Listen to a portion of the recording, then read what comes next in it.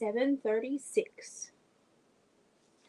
I've got some stuff that I have got to do, and I thought I would share it with you because I'm going to be doing a completely different type of weave on a dream catcher, and I thought I would share it with you all. Um, it's one that I haven't done in a long time, so it may take me a few minutes to remember what I'm doing because I'm old. But I wanted to do a different weave on a dream catcher because I've got one dream catcher that I have made for a a lady, and I like it. Like, it's necessary. I made it. It is what it needs to be. But I wanted to also send her one that I thought was just going to be a little bit prettier to display. So I am going to teach you all a new weave today, and hopefully some of you all will enjoy this weave and you will actually go and try it yourself. Now I'm going to be using just like a 4 or 5 inch hoop. It's going to be a small one because the other one I'm sending her is like a 12 to 14 inch hoop.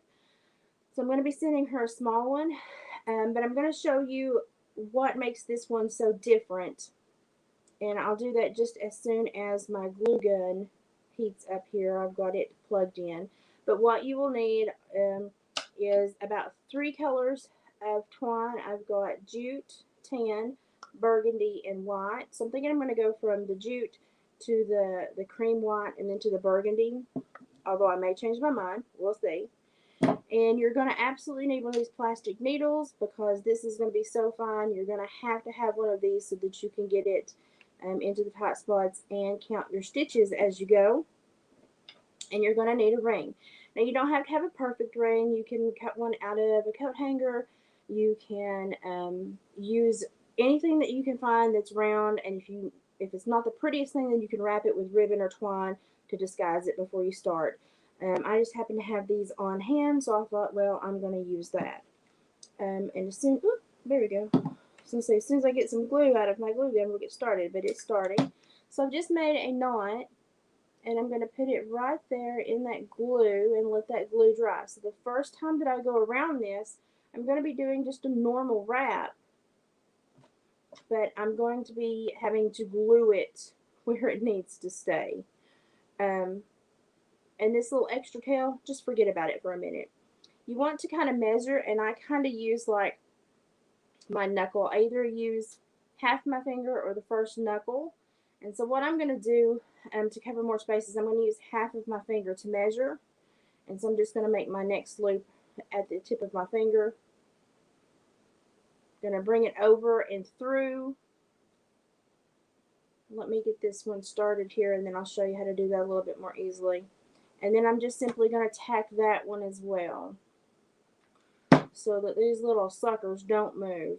On certain types of rings, especially rings that you wrap, they won't move, but on other rings they will move, especially slick rings like a metal ring like this. I'm going to cut this tail off because it's annoying the heck out of me. So when you wrap, all you do is you go over the hoop, and then you come back through the circle you made. And then you just pull it tight. And then you measure and make sure that you've got about the same distance. And that's the real kicker, is making sure you've kind of got the same distance to start, because it will be the distance that dictates your weave as you keep going. Now, what's really different about this one is the way, when you continue, the way that you stack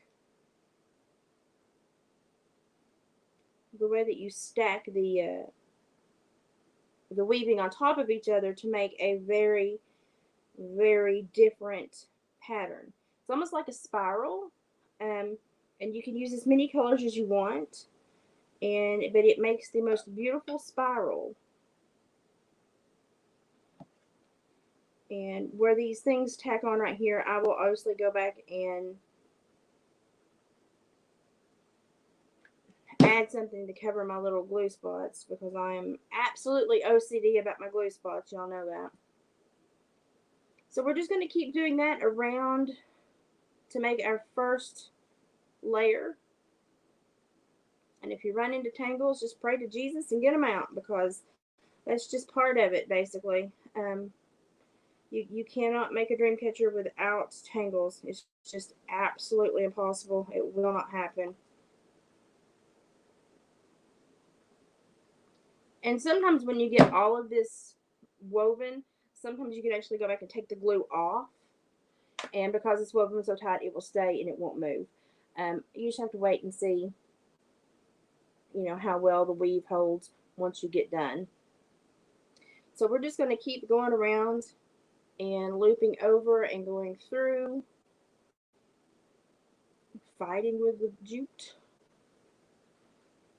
and making our little spaces and adding a tack of glue. And I'm trying to keep it pretty tight because the weave that we're going to make is going to need it to be pretty tight so that it holds its shape. We definitely want it to hold its shape. So this is just your first round, and it takes it about the first 6 or 7 rounds to start to take shape, and then you start to notice, oh, I'm making this very pretty pattern. Oh, I get it now. I get the idea. I get what I'm going for.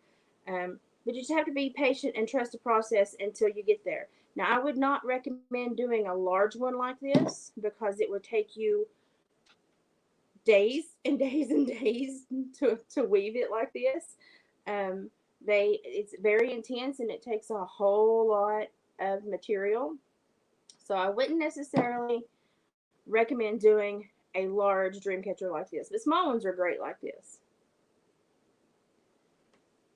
Jamie's stopping in real quick to say hey. Oh, honey, that's fine. Don't you worry about that.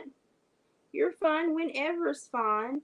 It rained today. It poured here. It poured buckets here today. And so I didn't try to take anything out in the rain today, but the first day it's not raining, I've got to run that up to my quilter. And she normally takes about 10 to 14 days. She doesn't take super long to quilt stuff, so, but you're fine. It's just whenever. It's not a big deal. You send that whenever it is right for you. That's perfectly fine. You've sent me so much, and I want to send yours to you because you've sent me so much.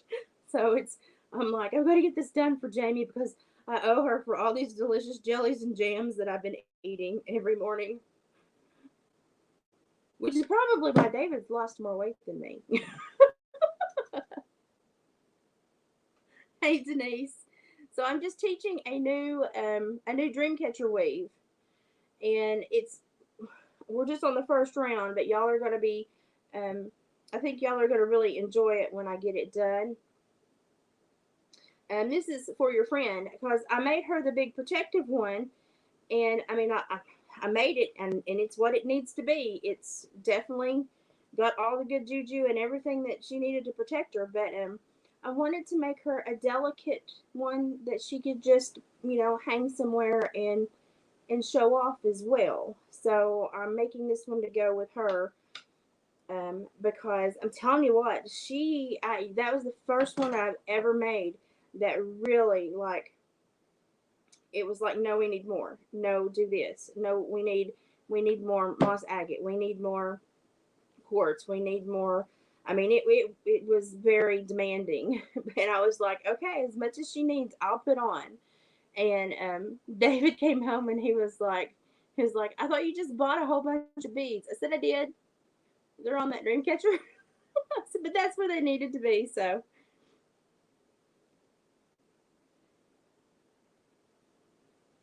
Oh, honey, no.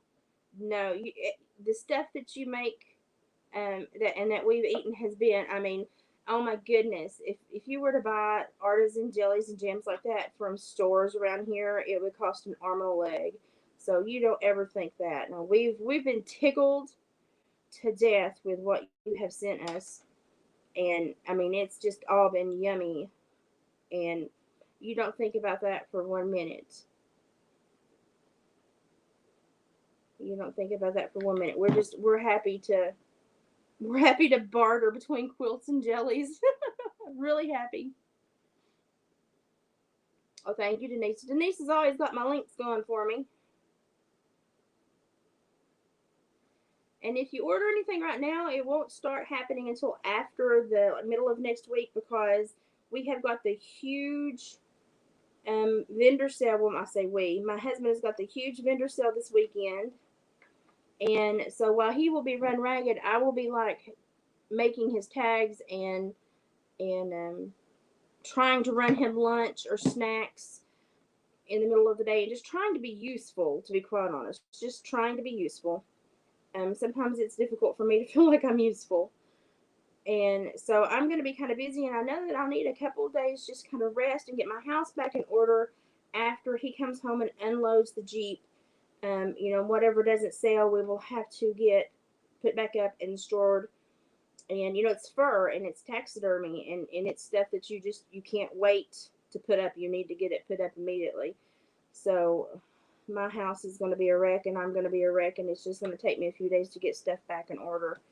It's just going to be a pain in the buttocks for a few days, but that's okay. It just comes with the territory of him doing this, and he enjoys doing it, and he works so hard. It's something that he really enjoys, so I support him. I mean, he works so hard, and it's so hard to work a factory job. Factory jobs just suck the life out of you.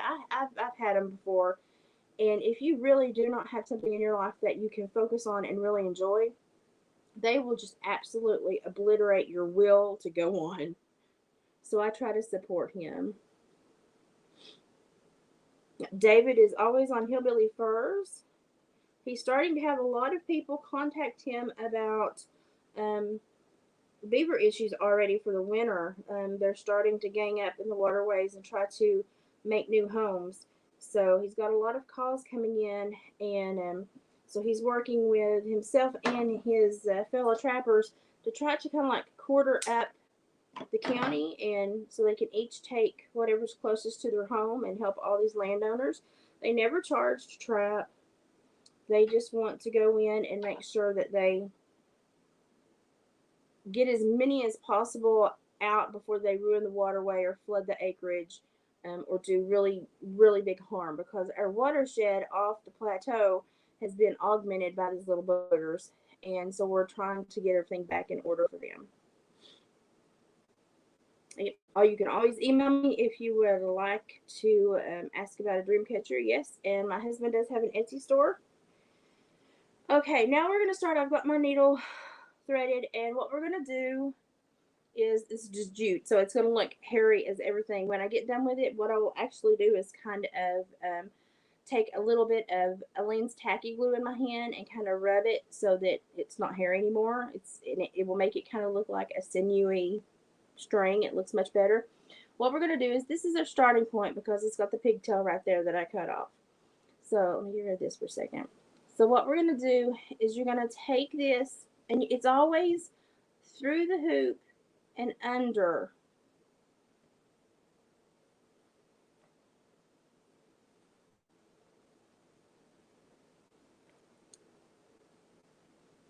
And so you're just going to go back to that little knot. That's why I glued them, because I'm going to need help. And you just do that. Then you go to the next one, through the hoop, under, and you just go through.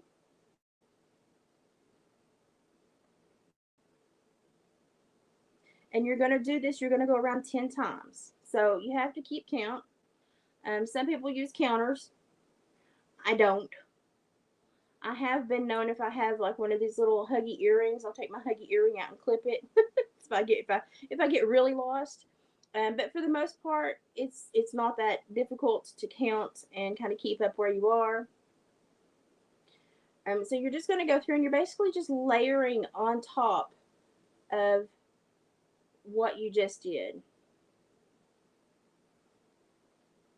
And this is why I say I don't recommend doing large ones like this, because it takes so much twine, and it is a very detailed process. So now when I get done, obviously I will go back and disguise these and add some pretties. because I'm all about the pretties. So I've got her, I'm putting a raccoon skull on hers, and I've got him in the house ready to go on. And so when I get this done, oh look, I've already went around once, so that's one whole complete turn around. So it goes pretty quick, you know.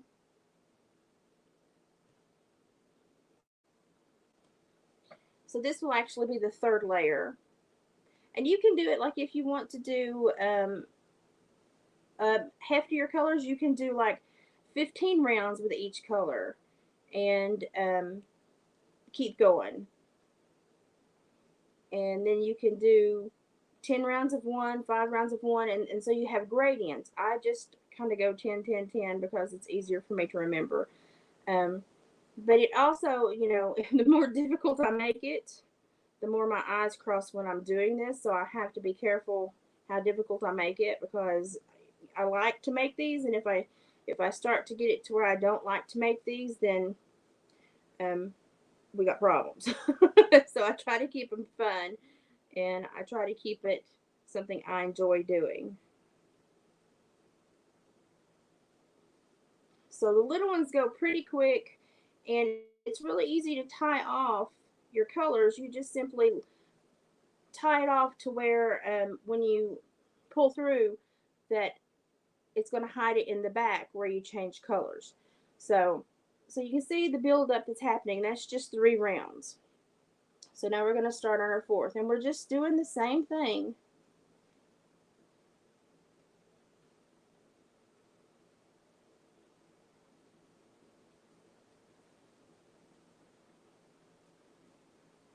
It becomes a little bit more tedious when you start with the next thread because you have to go in between the different threads. So you have to go in between the first and the second and the third and the fourth, so that you get your gradient. And so it becomes a little bit more tedious, but you know it's well worth it.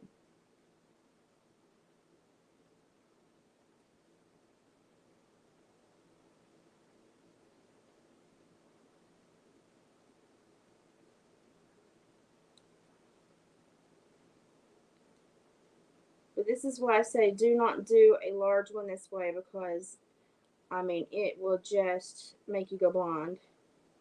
They are so difficult to keep count of and to keep track of, and you will just lose your ever loving mind and your will to ever weave another one ever again.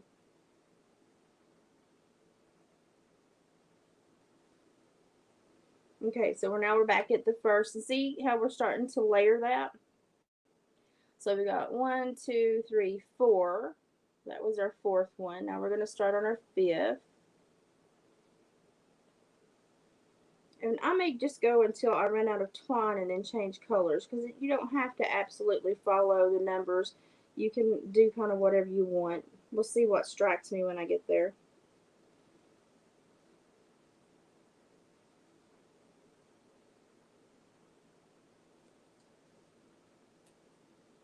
Jute is not always the best thing to work with, and I've got one little bobble here, but that's okay. They're all unique in their own little way, so it'll work out.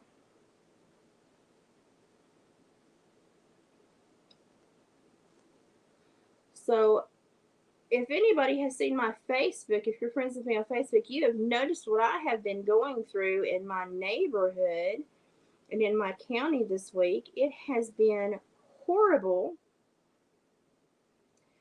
Some people, they, a lot of people have moved in here and has raised our property taxes. So a lot of people that have large farms or large properties have been forced to sell because they can't afford the property taxes anymore. And so there was a huge farm that used to be part of a country club that had just sat vacant for, gosh, 20 years since I was a little girl. And so we've got 5 all the way around now. We'll just keep going. I think I'm going to tie more twine and keep going. But the property taxes got so high from all these rich people moving in that the family couldn't afford the property taxes on it. It was like an extra 150 acres. And so they allotted their land and they sold it. And you can't blame them. I mean, bless their hearts.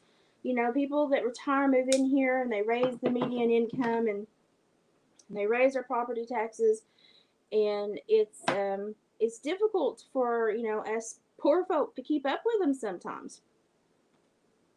And so we try to welcome everyone in because most people that move here for all the right reasons, and we end up really appreciating what they bring. And many of them start businesses and offer jobs, and so it's kind of it kind of balances out eventually because they do bring in things that benefit us, even though they do kind of raise our property taxes and make our cost of living a little bit more difficult until they get their businesses up and going and we have more jobs in the area. Um, well, this was bought by a company out of Florida, people that actually live in like Gatlinburg and Pigeon Forge, but the company that helped them purchase land was out of Florida, and they own several of these very rural farms all over the nation.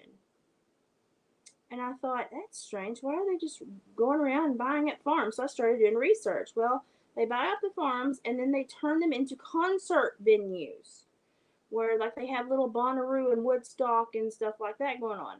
And they only buy property that they can basically, it's fenced and they can put a lock on the gate. And once you're in, and you're attending the venue. And once you leave, you leave. Well, they had one um, event earlier this year, and there was a lot of speculation about behavior and drug use. And they had come in, and when they met with the county commission about purchasing the land and doing all this, they were like, oh, we're not going to make a lot of noise. The noise will stop at midnight, and then we'll put on a smaller band so that nobody will be able to hear it. We're not going to cause any problems. You know, we're looking for a family environment. And so the first time they came in, they followed none of those rules. They kept none of those promises. And you know, and a lot of people that live out there, you know, they have livestock, they have farms, and like their cows were pushing down fences to get away from the noise because that was how loud, that was the decibel level of what they were doing. And so, well, they decided to have another event here over the last weekend.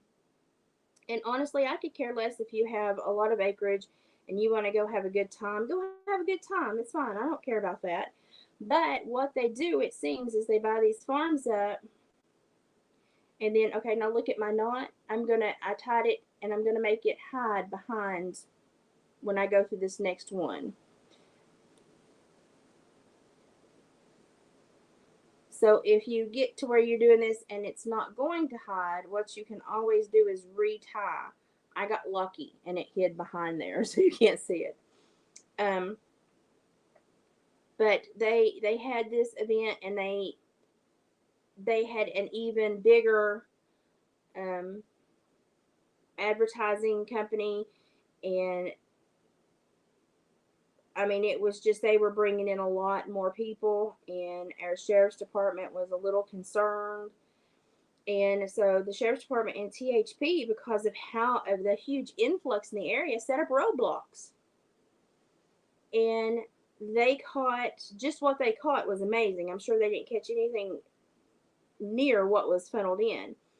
But there were vehicles from Colorado, Oregon, way up north, Michigan. One from Michigan was caught with enough stuff with like $15,000 of drugs for resale. And it wasn't just like, you know, THC and shrooms. It was ketamine, cocaine, LSD, fentanyl, nitrous oxide, and it was enough for resale. So it was very scary.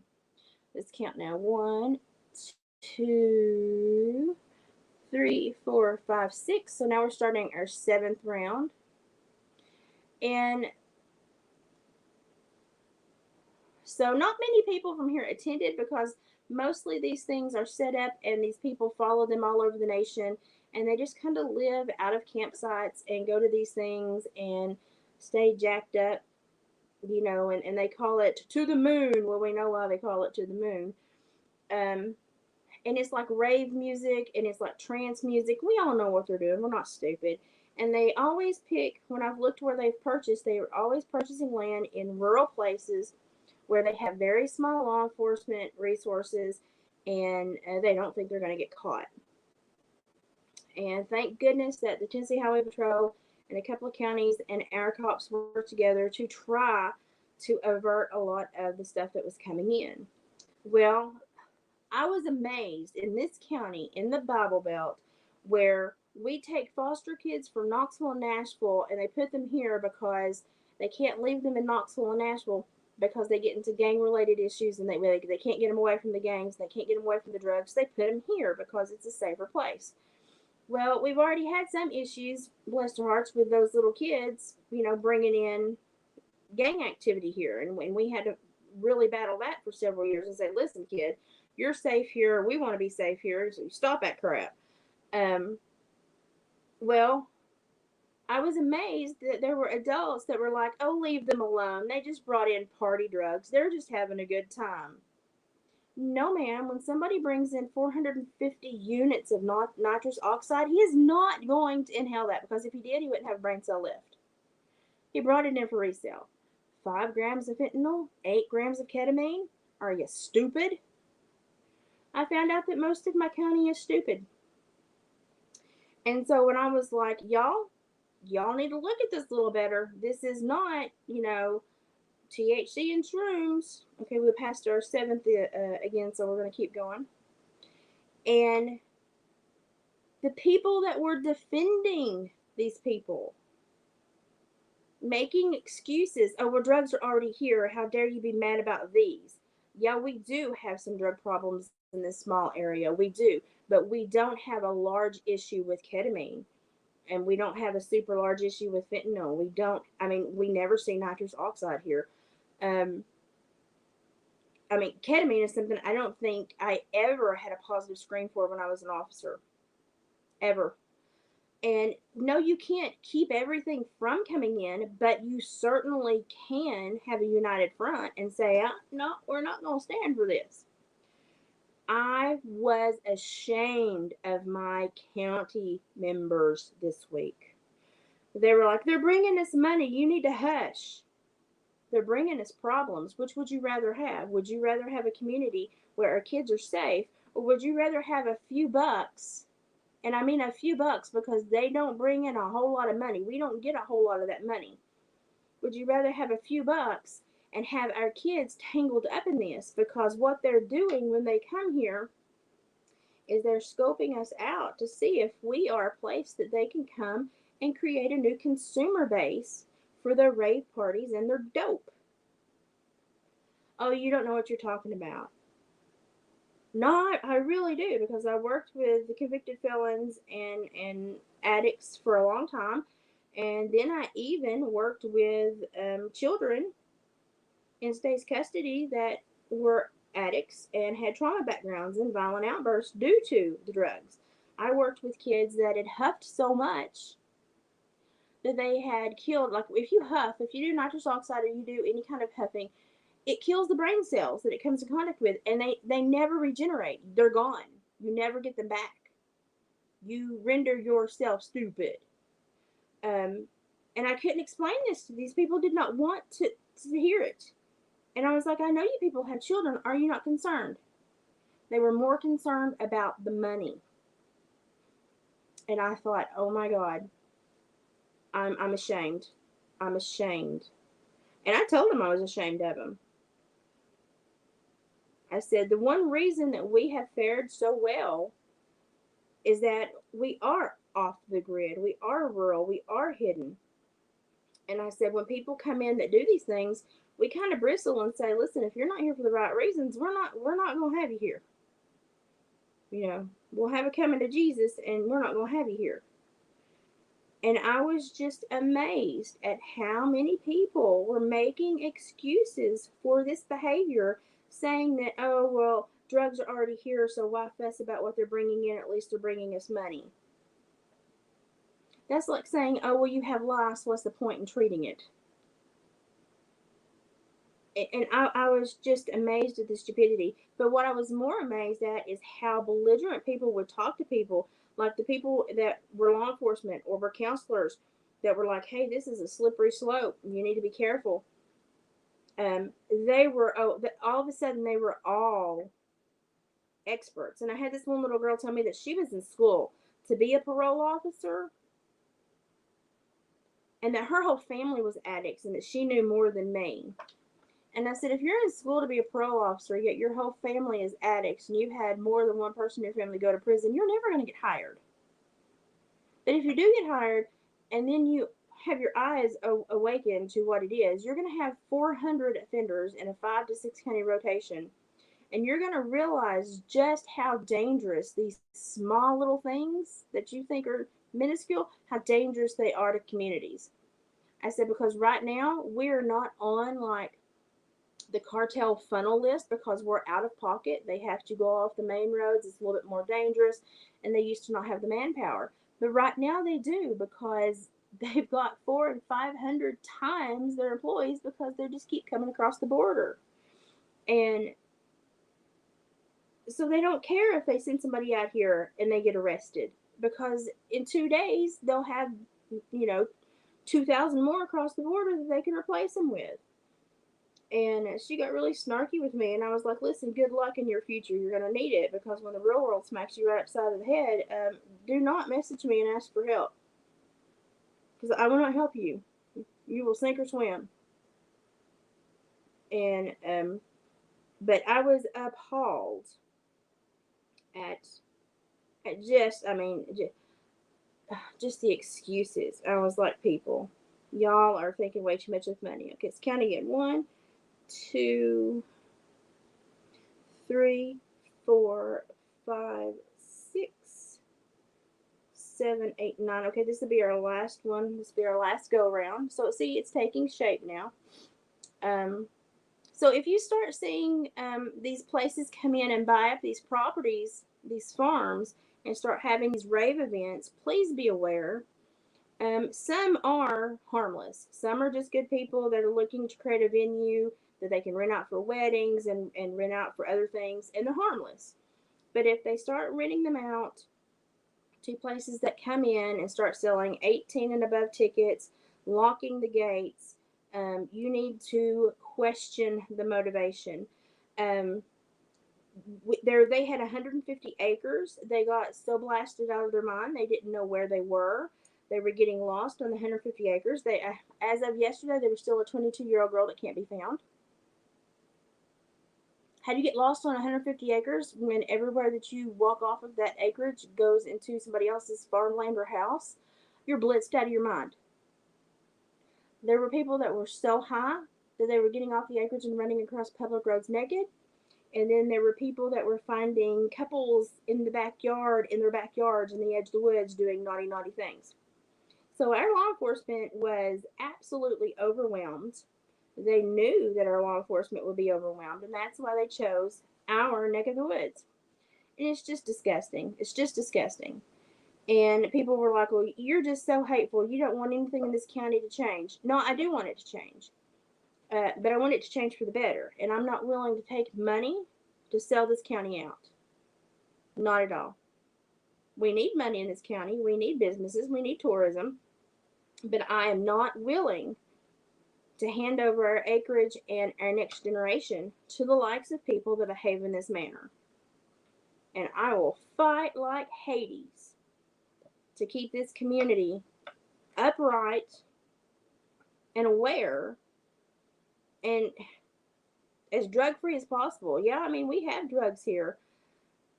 But let me tell you, we don't have anything like what they were bringing in. It was just a whole nother level. And, and sadly, most of the public are just so ignorant they don't understand. They don't understand what these people are doing and how they sneak this crap in, and how these things start. And, and it was a recon mission for somebody that wanted a new place to sell dope. That's all it was. It was a recon mission for somebody that needed a new place to sell dope. And I was really, really let down by my community members and the way that they spoke to me. I mean, if I were someone, it's just, a Tom, Dick, and Harry that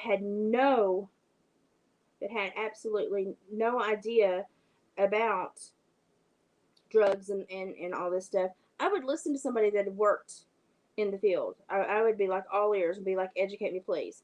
No, they were so arrogant. 1, 2, 3, 4, 5, 6, 7, 8, 9, 10. Okay, so we've got our 10 rounds made, and that's going to be the front. So you're starting to see the shape. Now wait till we switch colors. You're going to be amazed. This is where it really starts to take shape. And you have to be careful because you will absolutely tangle yourself up. It can get rather tedious at times. So I'm just going to tie this onto, I'm just going to tie these two together. And I'm going to hopefully get it to where it will hide behind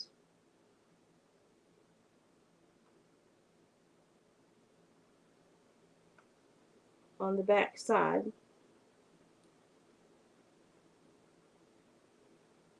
I like doing smaller ones every once in a while because I do such large ones that are really quite exhausting sometimes. So to do a smaller one every once in a while really kind of gives my brain a break. And I feel more accomplished because I get it done in like record time, and I'm like, woohoo! I did something. I did something really quick. Um, so I feel really accomplished sometimes when I do these smaller ones. So, and I got lucky again, and that hit on the back side. Man, I'm just lucky, lucky, lucky. Okay, so now we're going to start with our white. And what we're going to do with our white is we're going to go up, and you're going to go through the top one first, back down, and through the hoop again. And that will be number 1. And we're going to go around and go through the top one on all of them. And that will be number 1. So a lot of these different weaves, I like them. I like to do them, but they're not my absolute favorite. I really like the more traditional weaves because I like to see when you do a traditional weave, sometimes they turn out they turn out different for everyone, and I feel that you get a kind of a vibe from the person that you're making it for. If it has a flaw or a detail that happens, or it has a repeating issue that you run into, it just kind of feels like you're getting to know the person that you're weaving it for. And sometimes when I email the person after weaving their dream catcher, they're like, "How did you know all that?" And I'm like, "Yeah, your dream catcher told me." And they think I'm really strange, but it's amazing kind of how these things work out and what they can teach you, and you can learn a lot. Like when I wove the other one, Denise, for your friend, it went together really easy. It wove super easy, so I could tell that she had a very easygoing personality. But then I got this feeling like she has an easygoing personality. That went together way too easily, and so I questioned her about it. And she was like, "Yeah, my easygoing personality is kind of like what's got me in trouble sometimes. I'm way too easygoing." And I was like, "Okay, we need more protection." So I wanted to double weave. And so I double weaved. And then it just kept telling me to add more and more and more. So there's our first round around with the white. Now we're going to go through the second, the second one and through. This is where you will drive yourself nutty, especially if you're like me and your eyes are leaving you. So you're going to go through the second one and down through.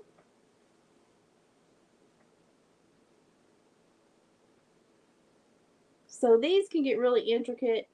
It's fun though, especially the smaller ones you do. It's fun, but boy, they can drive you nutty sometimes. So But I do prefer just the normal native weave, because I feel that I learn more from the person that I'm making it for as I weave those. So that's just my preference. Other people really like to do these because they can do weird color combinations and really kind of jazz them up. And that's all great. That's all fine. Um, I like mine for more of the purpose of the dreams and to manifest positivity. So I'm not like super stuck on um, making things like, super gorgeous. I want them to be functional and to do their job. Um, and this one I hope does its job. And let me tell you, it's been a beast to make. I'm not gonna lie, it's been a beast to make. But it's been good to be challenged to make it. So I don't mind that at all. So the one that I've got made over here is it's been a booger to make. It's taught me a lot. But well, I tell you, it's been a challenge. That's okay. That's what I'm here for. So I'm going around. I'm just going between the second and third strings now, or between the first and second strings now. Okay, and now I've gotten back to, I'm blind. I've gotten back to the start. Now I'm going to go, and I'm going to go under the third string. Bring it on down. And you can kind of see what it's doing. We're now adding another color. So now I'm going to go find my third string here and go under it. And this is just something that you've got to be patient with, and if you don't have a lot of patience, I would not recommend trying to do this first. I would recommend just doing a normal weave first, because this will sometimes make you say wordy dirds and throw it across the living room. so, so how many of you watched my special interview last night? Hi, Raj. How you doing? I don't know what that means, but uh, behave yourself and you can stick around. Um, how many of you watched my special interview last night with my bonus child and all of his talents and his wonderful story? It was Oscar. Are you okay? His wonderful story. It was such a uplifting story.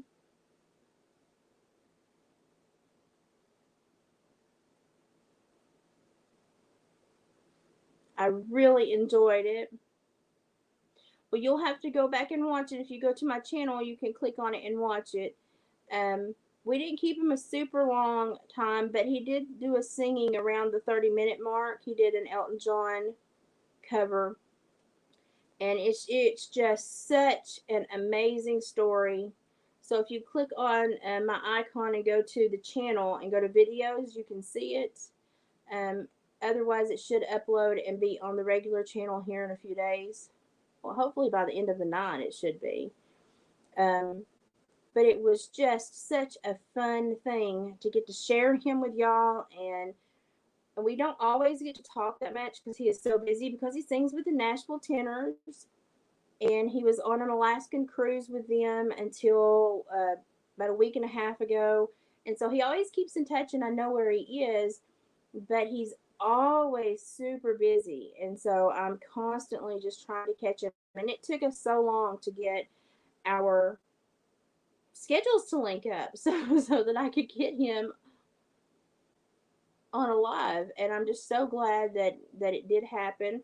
I'm actually going to have his brother Jonah come on and do a live with us and showcase some of his musical talent. I swear these boys just got stardust. I mean, they are just so flippin' talented. I mean, it's just amazing at everything that, I mean, they can just pick up absolutely any musical instrument and play it. It's just absolutely amazing. I'm always at a loss for words with them. I took them with me in 2019 to the Queen Convention in Michigan. Let me tell you what that was a drive. um, that was a drive. I don't think my body could do that these days. But we had such a great time. I wanted to introduce them to my friend Peter Freestone, and he absolutely just fell in love with them. Felt they were so super talented. Was so enamored with. They actually asked Jordan to perform, and he absolutely set the house on fire. I was so proud of him. People were just, I mean, mesmerized by his talent. I was so proud of him. And Jonah got up and sang a song as well, and he was younger than that. You know, that was 4 years ago, 3 years ago. He was younger then, and he still had such poise, to be as young as he was, and people were so, I mean, just blown away by the talent in these young men. But Jonah is just, he's amazing because you can just give him an instrument and in 30 minutes he's playing it. And it's just like, wow, kid, how'd you do that? And when I don't feel good, he always sends me little pick me ups. He'll sing me songs and send them to me. And I have kind of been their bonus mom. And even their mom calls me their bonus mom. Like, there is no jealousy there whatsoever. Um, and, you know, I've known Jordan since about second grade, and I've known Jonah since he was born. So it's just a very natural. It's just a very natural thing for us to be together. They just feel like they're just my children too, and if I'm sick, they visit. If I'm in the hospital, they call. Jordan will call and check on me. Um, I mean, he is just one of the most caring individuals, and I was just so happy to share him with you all because you don't see talent like that very often, and I was just so happy to share that. And I would love to get JJ Lawhorn to do a let's see, here's one that's going to come through, and I'm going to have to go back and tie it again. I would love to get JJ Lawhorn to come on and do a live stream and answer some questions, and I think he actually might, but I would have to get my numbers up a little bit more. Um, so we would have to start getting some more people in the lives and really, packing the house to justify him giving me his time. But I really think I could probably get him. I could wind to Kelsey. I adore his fiance. She's the sweetest person I've ever met. I could totally wind to Kelsey, and I think Kelsey could make that happen for me. I will I will use the fiance card. Um, but that is something I would really love to do. And if I can ever get hold of Ryan now, since he's kind of back on the internet and doing it again, I would actually love to see if we could do that elder interview that we talked about the last time. And so that's something that I would actually really like to make happen. And he's very busy, and his brain works in mysterious ways, and it's hard to catch him when he's on a tangent. But when he calms down and he checks in, I may yell at him next time. And he normally does calm down and check in every once in a while. So the next time I do a video that he blasts without telling me, I will try to say, "Hey, yo, let's do that. Let's do that interview." Because he thought it was going to be a really good idea, because I don't think he realized he had so many older fans. I really don't think he knew that he had that huge demographic. And so it was, I thought, well, yeah, let me introduce you to your Elder Creek squad. We're great people. We want you to know that we're here. So I think that if we can get my numbers back up, and if I can stay healthy for a while and I don't have another sickness that kind of takes me out, then we have an opportunity to have some really great interviews happen. And I would also like to get Peter Freestone on here to say hello. He was Freddie Mercury's personal assistant for the last 12 years of Freddie's life. And he is just a sweet man with just the best soul.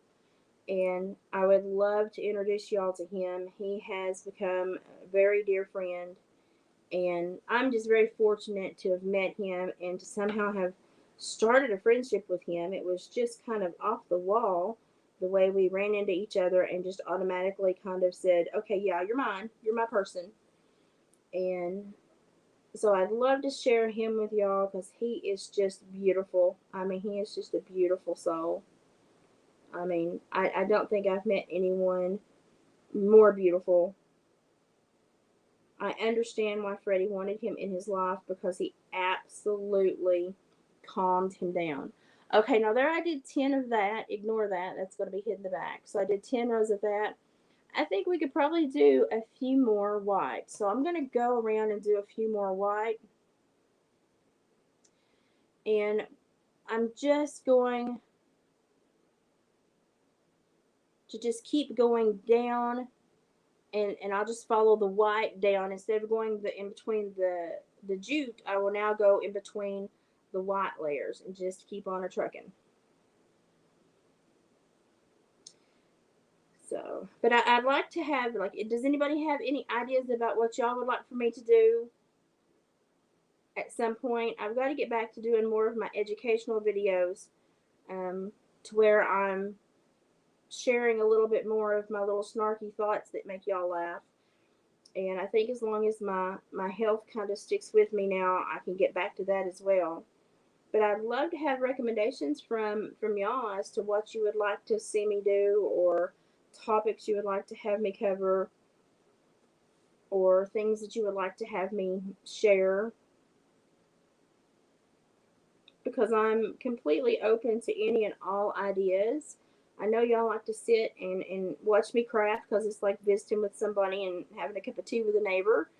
But I would love to just kind of, you know, have some different content friends, and just kind of even take a new turn if it was necessary.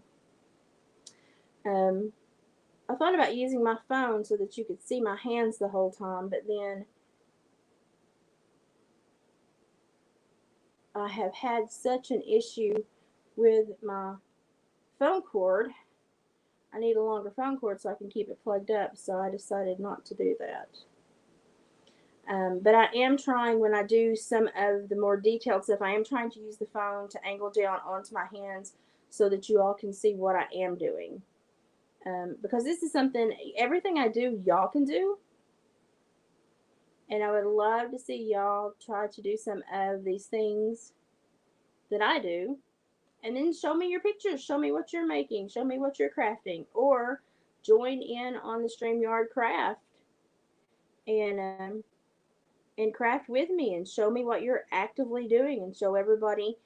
Um, or if I'm doing something and you do it a different way, jump in and show them how you do it, because the way that I do things is not the only way to do things. So, and I love to learn new things. I have so much that I need to learn from other people. Okay, so now we've got our white. Now we're going to change colors again. And I keep all these pieces of thread in case you're wondering, because I will use them. I will use them either to wrap feathers or to create a bead drop on something I'm working on. I will keep them and use them. I do not waste anything. If you've seen the state of my kitchen table, you know I throw nothing away. It drives my husband absolutely batty, but that's okay. That's what I'm here for. I'm here to drive my husband batty. It's what I do. Um,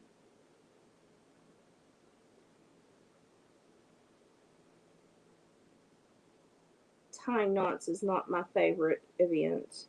It really shows me how messed up my fingers can be, with this neuromuscular disorder, which I must say I'm bouncing back from this last issue quite quickly, quite well. So I can't complain too much, but now these little tasks like this tell me just how far I am from being better. But that's okay. I'll get there. I will get there one way or another. Okay, and I may need to move that. Yes, I'm going to have to move that. Give me just a moment while I move that so that it can be hidden. I do like to hide my color breaks. It just makes it look a little bit more finished. So, I'm happy to report that my husband is back on 8-hour days. The 12 plus hour days, we're about to drive him batty. So he is doing much better.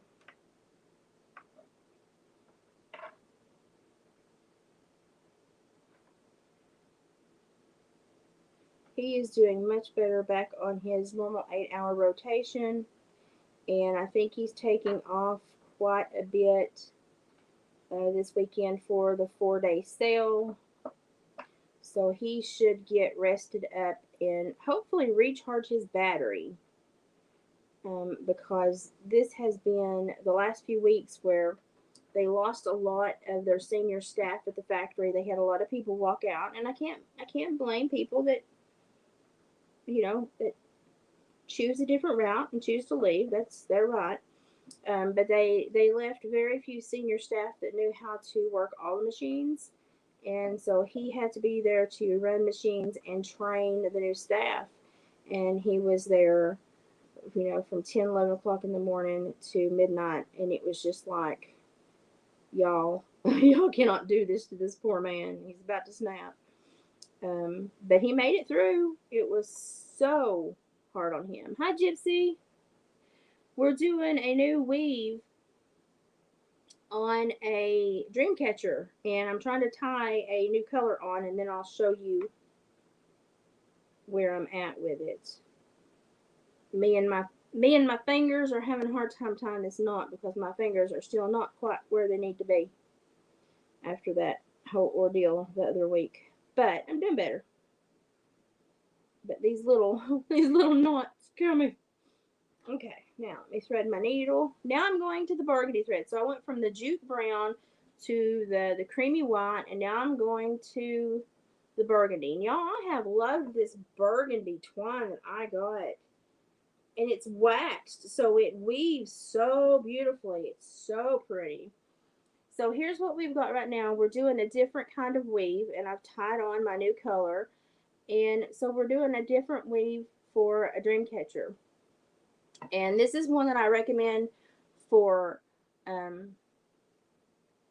small dream catchers. I do not recommend them for large ones because you will drive yourself nutty and use literally $50 worth of twine trying to weave these. So only use this tactic on small ones, and I started at the very beginning, at the very first of the video, so you can go back and learn how to start the dream catcher and tie off and do everything. So it will teach you how to do everything. Now what I'm going to do with this one is I'm just going to do a few layers, and then I'm going to go and start doing the normal weave down to the middle, because I like to kind of join them and not do them all in the same way. So I'm just going to take a couple of times around to add this burgundy color to the edge, and then I'm going to weave a normal weave. And that will finish this one up, all but the decorations. And then I've saved the smaller duck feathers to hang off of this one, because obviously it's tiny, it will need smaller feathers. Did you all see that spotted feather, that striped feather that I put on the rattle that I made? That was the prettiest feather. I messaged the guy that has the fowl farm that picked those up for me, and I was like, dude, I want all of those that you can find. That was the most beautiful feather out of the whole pack, and I know if you have to follow that duck to catch everything he drops, follow that duck because it was beautiful. And it just, to me, it just made that rattle. And I'm going to be making a denier rattle in a couple of days out of a white lamb horn. So I'm going to make it more of a decorative, like decor instead of a functional one that somebody may use in in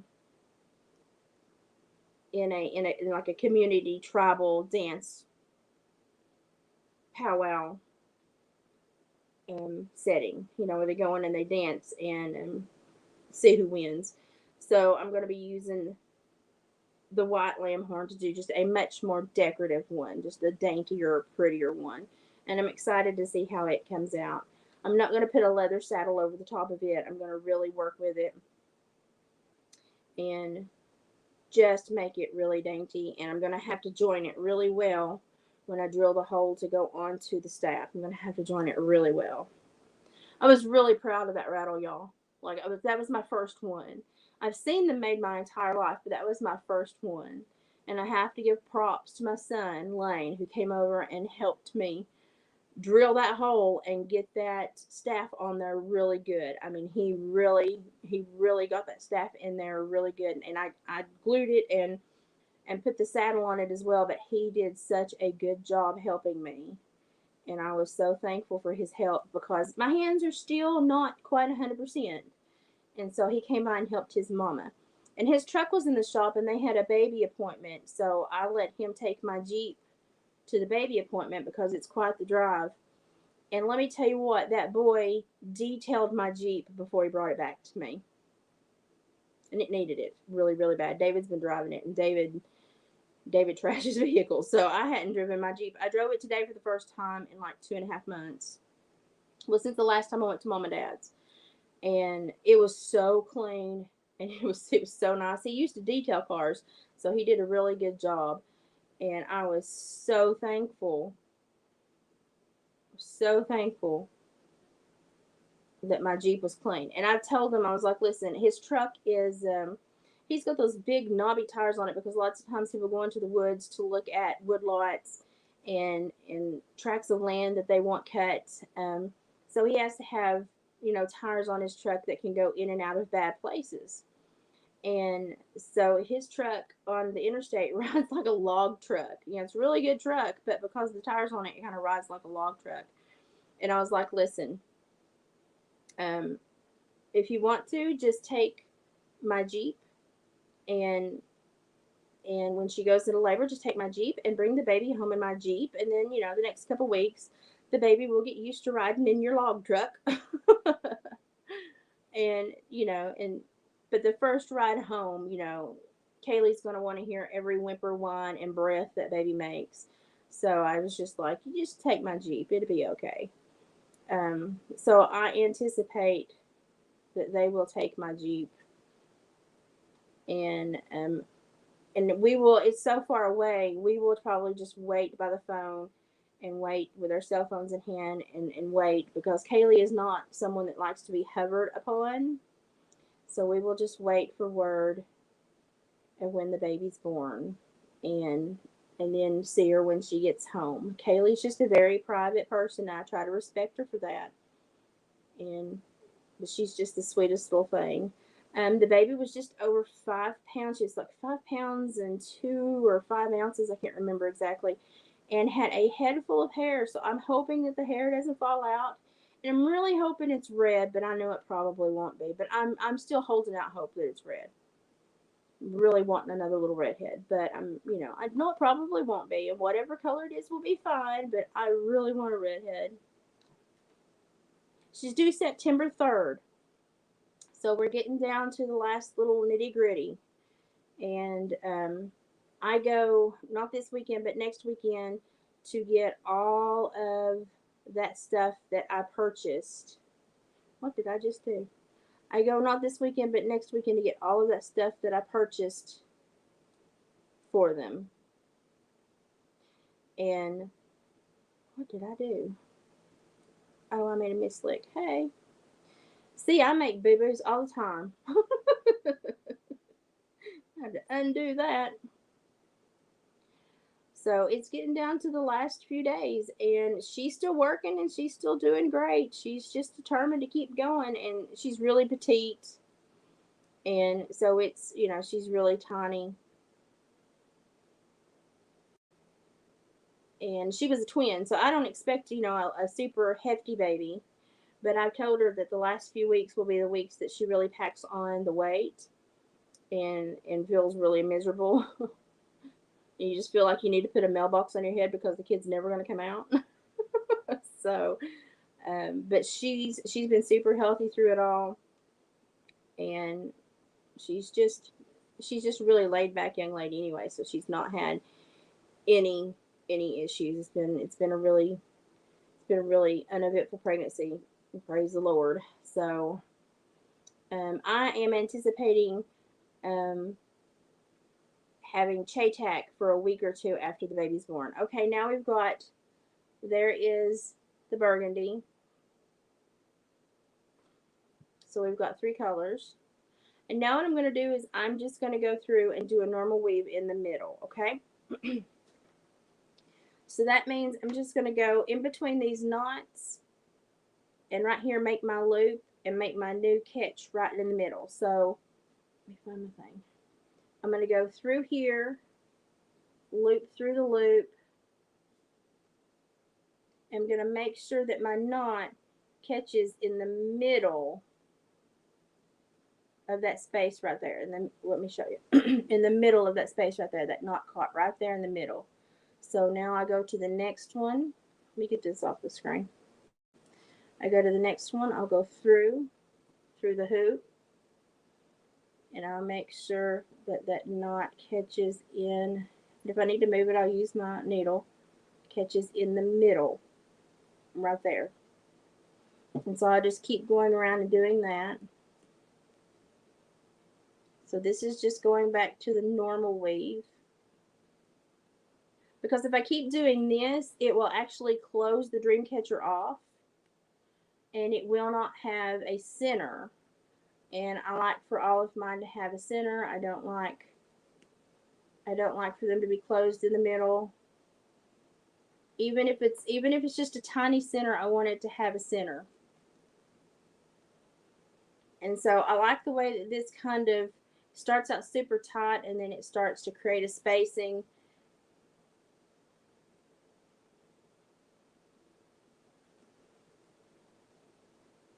And it just creates a really fun pattern. It's really pretty.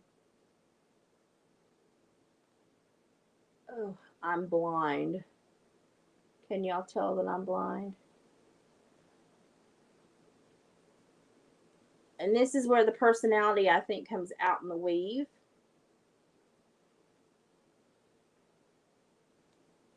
And so this is the part that I really enjoy, because the personality really starts to take shape and show you kind of who they are and what's going on. So every time I make a new loop and I come around and tighten it, then I will pinch it with my fingers while I go to the next one.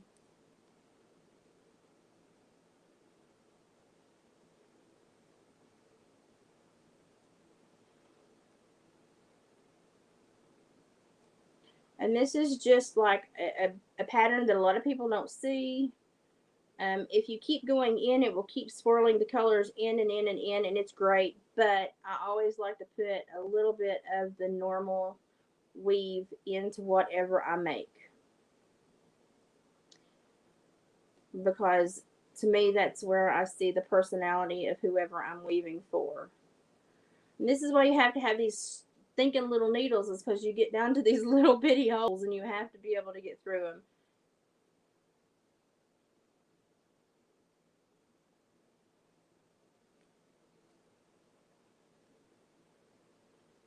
So we're getting close now.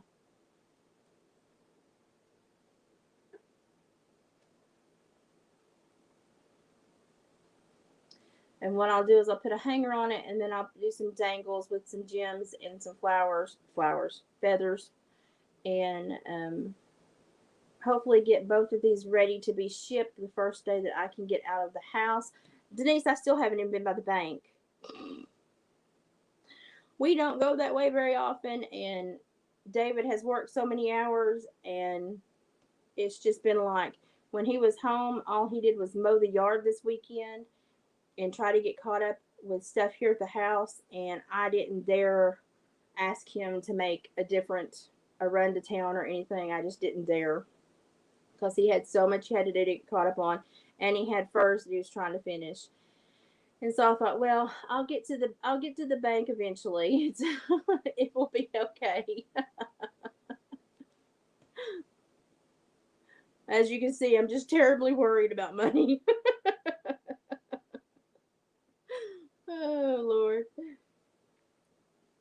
And I like to go through the middle. When I get to the middle, I like to go through the middle and kind of be very careful and do a very tight little inside circle that will kind of hold really good. So we've almost got this done. And that's why sometimes it's fun to make a little one like this, because after you've worked on these large ones for so long and they take so long and they take so much out of you, it's nice to work on a little one and be like, oh, I finished that. I accomplished something. Yay. Because sometimes I work on these big ones, like that one that I've got that is like 3 foot across. It's hanging in my hallway. I did get it woven.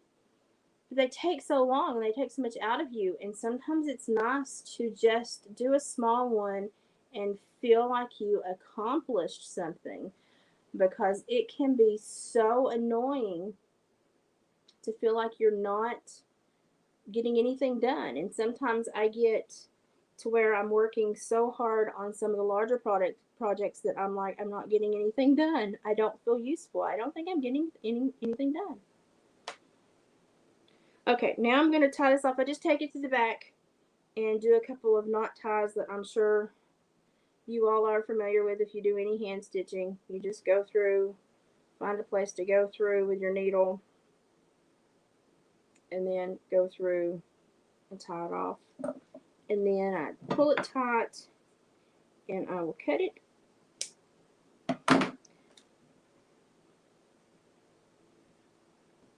And that is what we have. I'm going to have to get all the I'm going to have to get all the extra stuff off, and like where I tied, I will have to glue those over so that they don't show. Not a big deal. And then decorate it. And these are really small, so they don't take a whole lot to decorate. But I wanted to do one that was really pretty for her, because the one that I had been working on, it was more about protection and the mojo. And while I think it's pretty, it's one like I've never made before. And so I wanted to make her at least a dainty one that she could just display and be like, oh, how cute, you know. So I wanted to send her something that she could just also just enjoy that was pretty. So, and if you keep going and you do 10 at a time, you can just keep advancing with the colors and filling it in, and it's really pretty. It's time consuming, but it's really pretty. But I always like to put a weave, because that is what they're for. And so I always like to put a weave. I need something better to show that, but so I will be decorating this and then putting my feather drops on the big one. And then I've got to clear my entire kitchen table, because tomorrow I start sewing on messenger bags.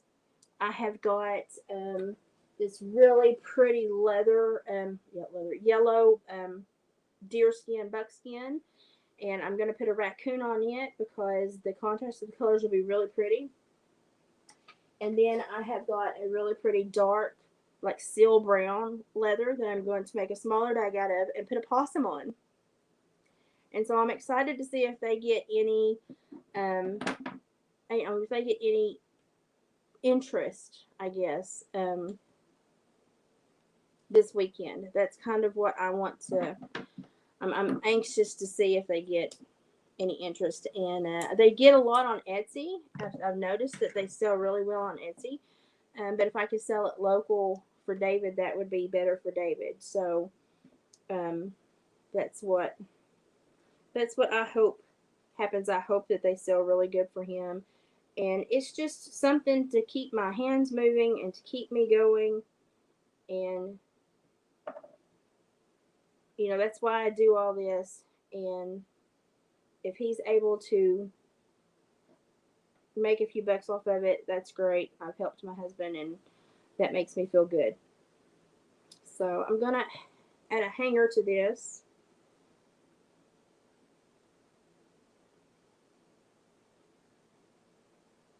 And now I'm going to do some feathers and stuff like that. And we will see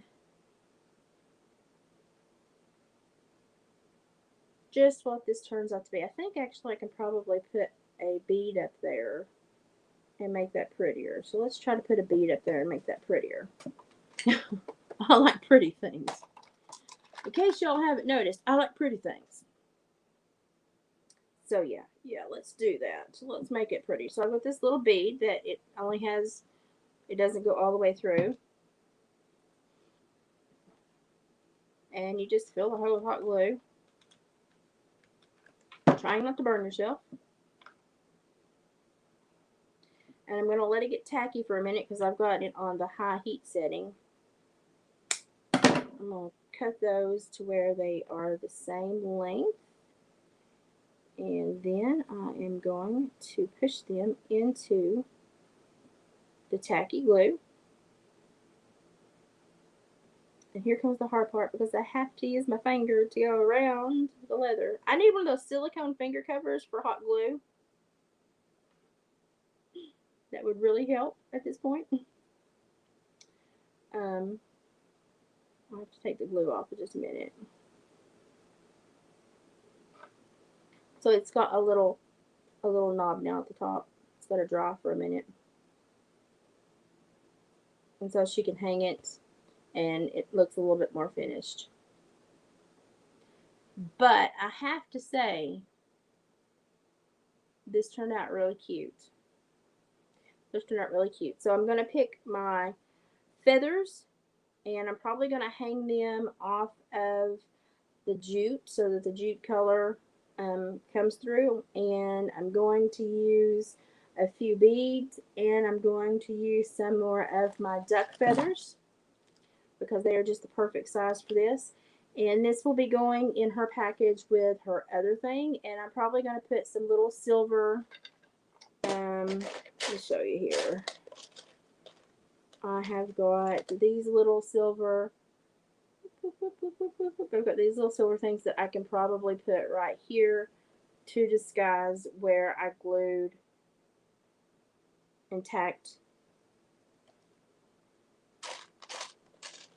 the string so it wouldn't slip. And that will give it some sparkle, and that will be the bait. And then I will find a pretty bead to be the protector, the spider. Normally I use skulls on my big ones, but on the little ones I use little beads to represent the spider that goes after all the bad mojo. So that's what I'm going to do on this one. And hopefully I can even put a few tiger's eye and some Indian moss agate on this for her. But I definitely want to decorate the front so that she knows which is the front. Let me see. And don't forget to take pictures before you send it. I know. I always forget to take pictures, and it's like, Elizabeth. But I always do that. I get so excited that I get them finished and I want to get them to people. And then I'm like, doggone it, I forgot to take pictures. And that's just me getting excited. It's all me.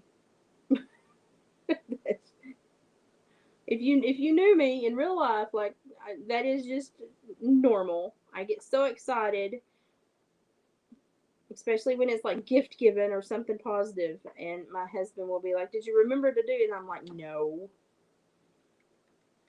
So I got really proud of myself the last time that I boxed a hide for him, though, because I wrapped it in tissue paper, wrapped it in like buffalo check wrapping gift paper. And then I always in with his pelts, even though they smell like Tide and Downy after he washes them 4 times. I always send them with like a couple of like Gain dryer sheets just so that they, after being in a box for a week wherever they're going, they kind of smell fresh when they come out. And I put a little bit of, I shredded up some of the tissue paper and put like confetti in with it. And I was so proud of myself because I made it look so cute. And that was like the first time that I had like really gone all out on a package. And David was like, "Honey, it's coming from me. They see me on Etsy and they see me holding all these hides, and then they get these girly packages." And I was like, "It's okay." That is this weekend. So it's Thursday, Friday, Saturday, and Sunday, and we are hoping that he does really, really well.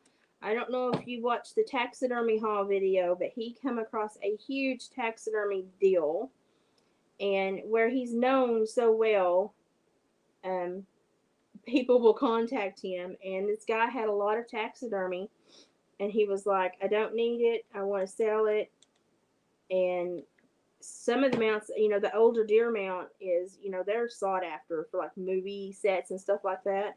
But the one deer mount that he brought in, and you heard me say that was beautiful, that was a deer mount that I bet you somebody paid about $500 to get done because that was a top notch deer mount. I was impressed. I did taxidermy for the majority of my life, and I was impressed. And the Bobcat rug, I've got to clean them all. I've got to take Q-tips and alcohol and water and clean them all. But the Bobcat rug with the had the teeth insert and the head insert, that's beautiful. I bet you somebody paid $400 or $500 to have that done. That was beautiful. Um, the fish, I'm not a big fish person, but the walleye mount is really neat because you don't see a whole lot of walleye mounts. And the bass mount it's a nice sized one. So I'm sure they'll sell. There people all the time go through the 127 sale and they look for these old taxidermy items, and mostly because they sell them to like film sets, or they sell them to restaurants or places like Cabela's or Bass Pro, where they do like the history of taxidermy and they show these old things. I know for a long time the Smoky Mountain Knife Shop in Sevierville would buy like any taxidermy that anyone wanted to sell because they were just trying to put any and all taxidermy in their shop. They actually have a bull elephant head in their shop, which is amazing.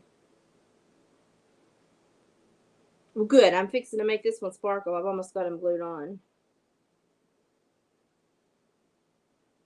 Oh, I appreciate that, but y'all do so much for me. I don't. I hate to ask for that.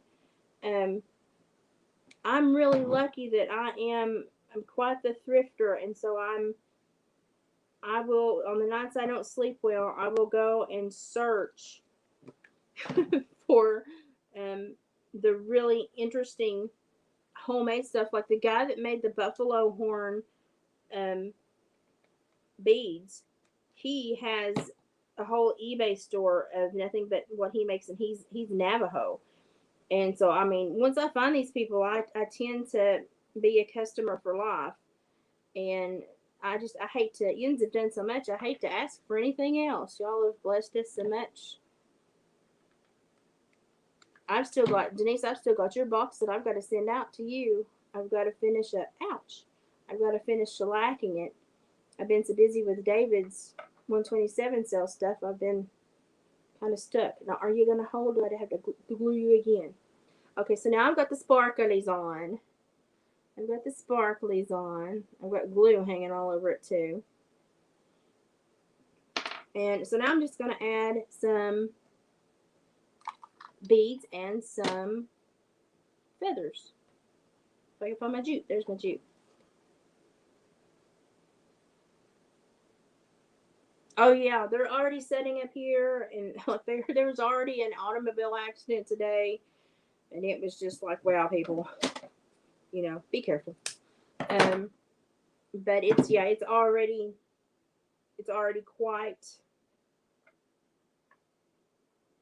quite the setup already around here. David has got a really great spot at a really good place where people have easy parking, so they always stop and check there, and it's a lot of vendors all together, and it's easy for them to park. So people always stop there. So he's got a great setup spot. He and Lane are going to be side by side, and Lane has gotten a tent, so they both have a tent, so they will have cover over their heads, which is what worries me. And I think they're going to have a really good time. I know that wherever Lane starts his chainsaw at, people just gather. And he's been so busy with, he's been working 3 jobs prepping for this baby and driving himself absolutely batty trying to get everything done and everything ready for this baby. I'm really proud of my son. He's just worked his butt off. But once the baby gets here and he gets settled back down, once we drop everything, he can get to where he can carve a little bit more at home. But he's been working so many jobs just to pay for doctor visits and stuff like that. And he's just been kicking his little butt. I'm so proud of him. Denise, you need to yell at him as soon as the baby gets here and life kind of calms down for him. You need to yell at him and talk the details out on your doggies, because he's just been, bless his heart, he has just been, I've seen him twice in 3 months, almost 2 or 3 times in 3 months, and it's because he has just been so busy. And of course, when you got a baby on the way, that's just how you are for a while. You're just busy. But he is, I'm really proud of how hard he's been working to prepare for this baby. I'm really proud of my son. And I sent Haley today because Haley, she's getting married, but she moved her wedding. She's probably going to do an elopement because she didn't want people having to travel when the baby was newborn. And she's like, I'm an aunt before I'm a fiance. It cracks me up. She takes being an aunt very seriously. So I felt kind of bad because I think, she's kind of let all this stuff go to, enjoy the baby coming. But I still, bless her heart, I'm still like, I know that, this was your time too. And so I sent her today, I went and found her a shirt that said, what did it say? The aunt life or the auntie life or something like that.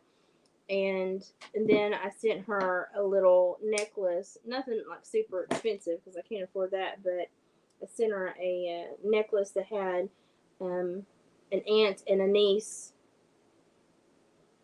2 hearts that came together and hooked together, and it said auntie on one and niece on the other.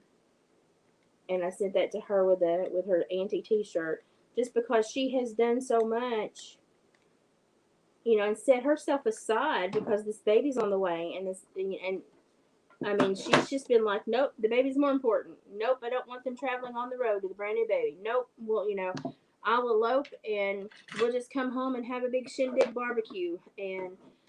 And she's just been so great about all of this. So I sent her a little auntie pick me up because she's just been so great about everything. I thought, well, she needs this. And she's been doing really well in Southeast Georgia now. And I'm really proud of her too. Yeah, I saw where you said you were on the road when David did his when he did his live, when I was still kind of too peaked to really join in that much. Do you know when you're going to be back home, or are you just kind of there indefinitely until things look better? Because that's a lot of stress. It's a lot of stress. Oh yeah, and you have to be careful when you're traveling the 127 yard sub, because let me tell you what, people, when they see something they want to buy, they will just step on the brake and you have to stop. Growing up here, we were so used to it, it was just frustrating. And so I would go out and I would buy a lot of school clothes for the kids. They would, there'd be a lot of nice vendors with nice stuff. But it was just a pain in the butt to live here and have to deal with it. And then the pumpkin festival, the pumpkin, hear my redneck voice. The pumpkin festival is just as irritating sometimes because it completely stops Allert up, and Allert is like one way in, one way out, and it's the main road. And to go around it, you basically, it's like a 20-mile deviation. And so we have a love hate relationship with a lot of these things that we have here, but it's been useful for David's fur sales. I will say that. So he did really well last year, but I also sent all my old taxidermy in my house because I was like, I'm sick of it. I have too much of it. My house is too small. Sell it. And he was like, "Are you sure?" And I was like, "Sell it." And he took it and sold it. And he sold our old bobcat that we had and a half-life size deer that jumped out of the wall, and he sold quite a bit. And I had room in my house, and then he brought all this home the other day, and now I have no room in my house. And it's like, gee, Dave, I have no room in my house now. I've almost got the first two feathers on this, and then I'll show you. But he did get a really good deal on all that, and I know he will make his money back on it. I know what taxidermy's worth, and so I had no problem when he found that deal. I was like, no, go get it right now before somebody else buys it. I was like, go get it. So I've got the first two feathers on it. I've got a fan blowing, so you'll have to use your imagination with me. I got the first two feathers on. I'm going to do two higher ones on the side, and then I might do a gem dangle somewhere. But I wanted to send her something that was a little bit more decorative instead of a little bit more purposeful and functional. Um, just because I know the one I made her will work for her and will help her, but I wanted to send her something pretty too. So that's just how I am. So I made her a pretty too. Oh, you just got home today? Well, I'm glad you got home. People are already starting to line the roads here, and it's a mess. But we need the mess. We need the income in the area. It's just a pain in the butt to deal with sometimes, but that's okay. We'll all get through it. Now I've got to find my clear. There it is. I have to find my clear bead string to do this. So I've got to. I'm going to be the person because David and Lane are just setting up maybe a mile from the house, and I can take back roads and get to them. So I'm probably going to be the one running lunch and running to take things that they may have forgotten, or bringing up stuff that he may not have thought would sell, but then somebody asked him, "Oh, do you have one of these?" So I'm sure I will be the relay driver for this event. So I'll get to, I won't be in it and in the heat, but if something's needed, I'll be the one that is called to run it up. And, so that won't be too difficult for me since they're so close. But that will be my job for the weekend, I'm sure. They want me to come sit with them for a few minutes in the morning to sell my jewelry because David doesn't like to sell my jewelry. He doesn't know how to answer questions. Oh, I'm so sorry to hear that. You have had the roughest few weeks. I know that we had a huge laugh fest the last time we talked. I think we were both just so miserable with life's happenings that we just needed to laugh. Let me pick up what I dropped. Oh, that hurt. But I know we were both kind of in a miserable spot the last time we talked, and we just decided we just needed to laugh. So we laughed. And sometimes you just need to vent to somebody. So if you find yourself you need to have a spat, you just yell at me and we'll talk it through. Sometimes it just you just need to kind of get it out of your system. I'm one of those people. I'm one of those people that really I really need to process things and to talk. Oh, I'd say you are. I'd say you're emotionally just tapped out. Oh yeah, I always feel better after I talk to my friends, and that's one of the biggest things. It's one of my biggest go tos is my friends.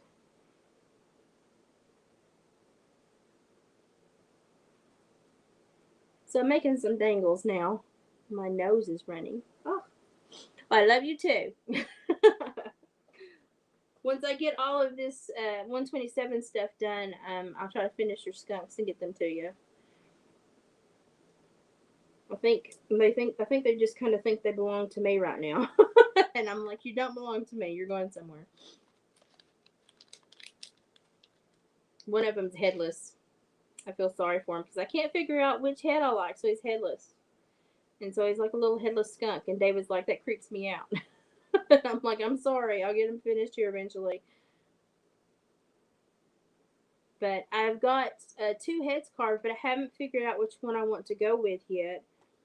And then I found another yarn, another way to make one out of yarn that is actually really pretty. And so now I'm like, well, should I try that? So I'm really conflicted about what to do with his head. The little female's head is not the problem. I already know what I'm going to do with that.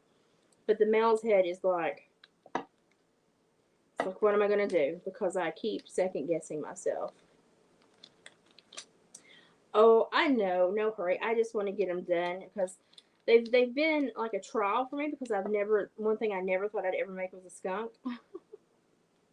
But it's been fun because it's how you learn new things. You have to test yourself and try new things. So it's been fun. It's been fun. Um, but I lost a lot of time where I was stuck in that chair for a week and a half where I couldn't do anything and I did not have control of my body for a week and a half. And so I lost a lot of time. And luckily, when my hands started working again, I could do some hand stitching and do some sewing and finish up, that quilt top and stuff, which I had working on it for a long time. So that came in handy. But I would much rather be sitting at my table, coming up with crazy things. Y'all know how I am. I like to sit at my table and come up with really crazy things. It makes me feel better. It makes me feel really better. So, and I like to see what my brain comes up with because I never know when I sit down what I'm going to make. And David just absolutely gets cracked up at me sometimes. He comes home and he was like, how did you think of that? And I'm like, I don't know. I started out thinking I was going to make this, and then this is what happened. And he's just like, how do you do that? And I'm like, no idea. It just happens. And he gets really, really tickled with me. I've got the hiccups now. Yep, you can always email me. Even if you just need to chew the fat, need somebody to talk to, you can always email me. I'm going to put one of these pretty sparklies on here if I can get it, if I can thread it. I'm so close to my eye appointment. Like I'm like right there. I'm so ready for it. So now I'm going to try to tie these without dropping it, which may be more than I can ask of my body. We'll see. Now, I'd use this bead string that's got a little bit of flex, but it's really strong, so it should not break. So far, since I've been using it, it has not broken on me. Everybody just praises it, so I'm hoping that it will not break. But I do try to tie it. Honestly, I tie it like a fish lure, I'm not going to lie. Because I figure if a 10-pound bass can't break something like this, surely nobody else can. And I've got a big glue string just driving me nuts.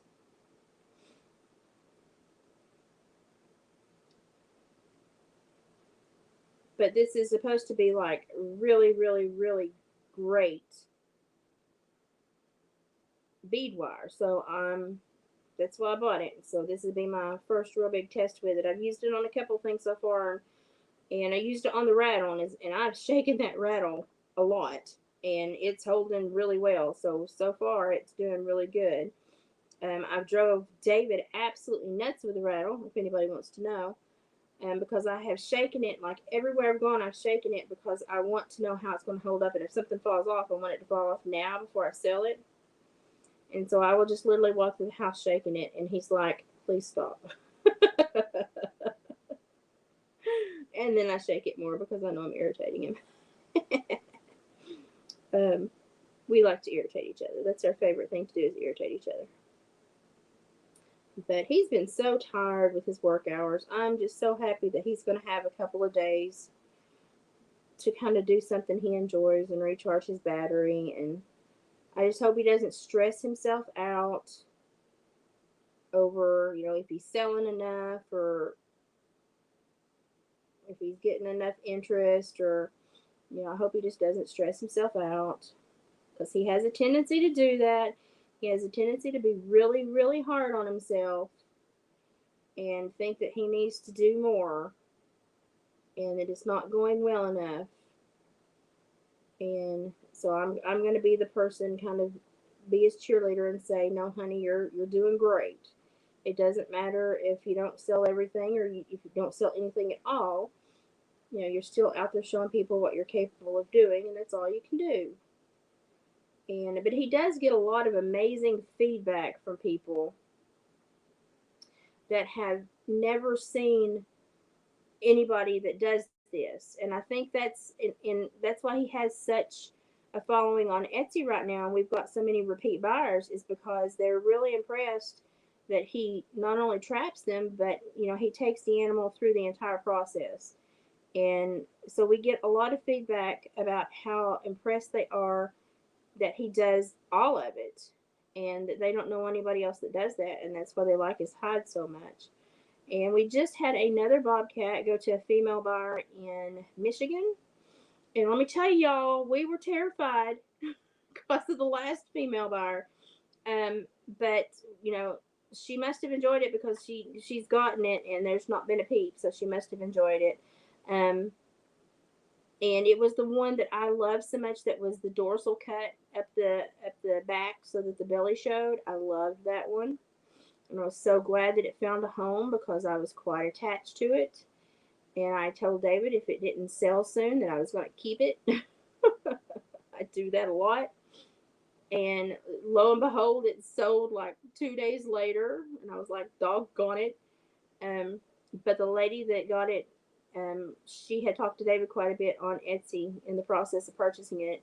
And she was really, really impressed with it. And so she's gotten it now. We don't have any feedback yet, but we haven't had anything, negative said. So David is, but when David found out it was a female purchaser, he was like, oh no.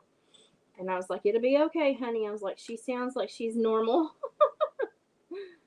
So I did send her a complimentary pair of earrings, which, Denise, I still have your earrings that you won the other day in the giveaway. So they'll be in your box when I send your box.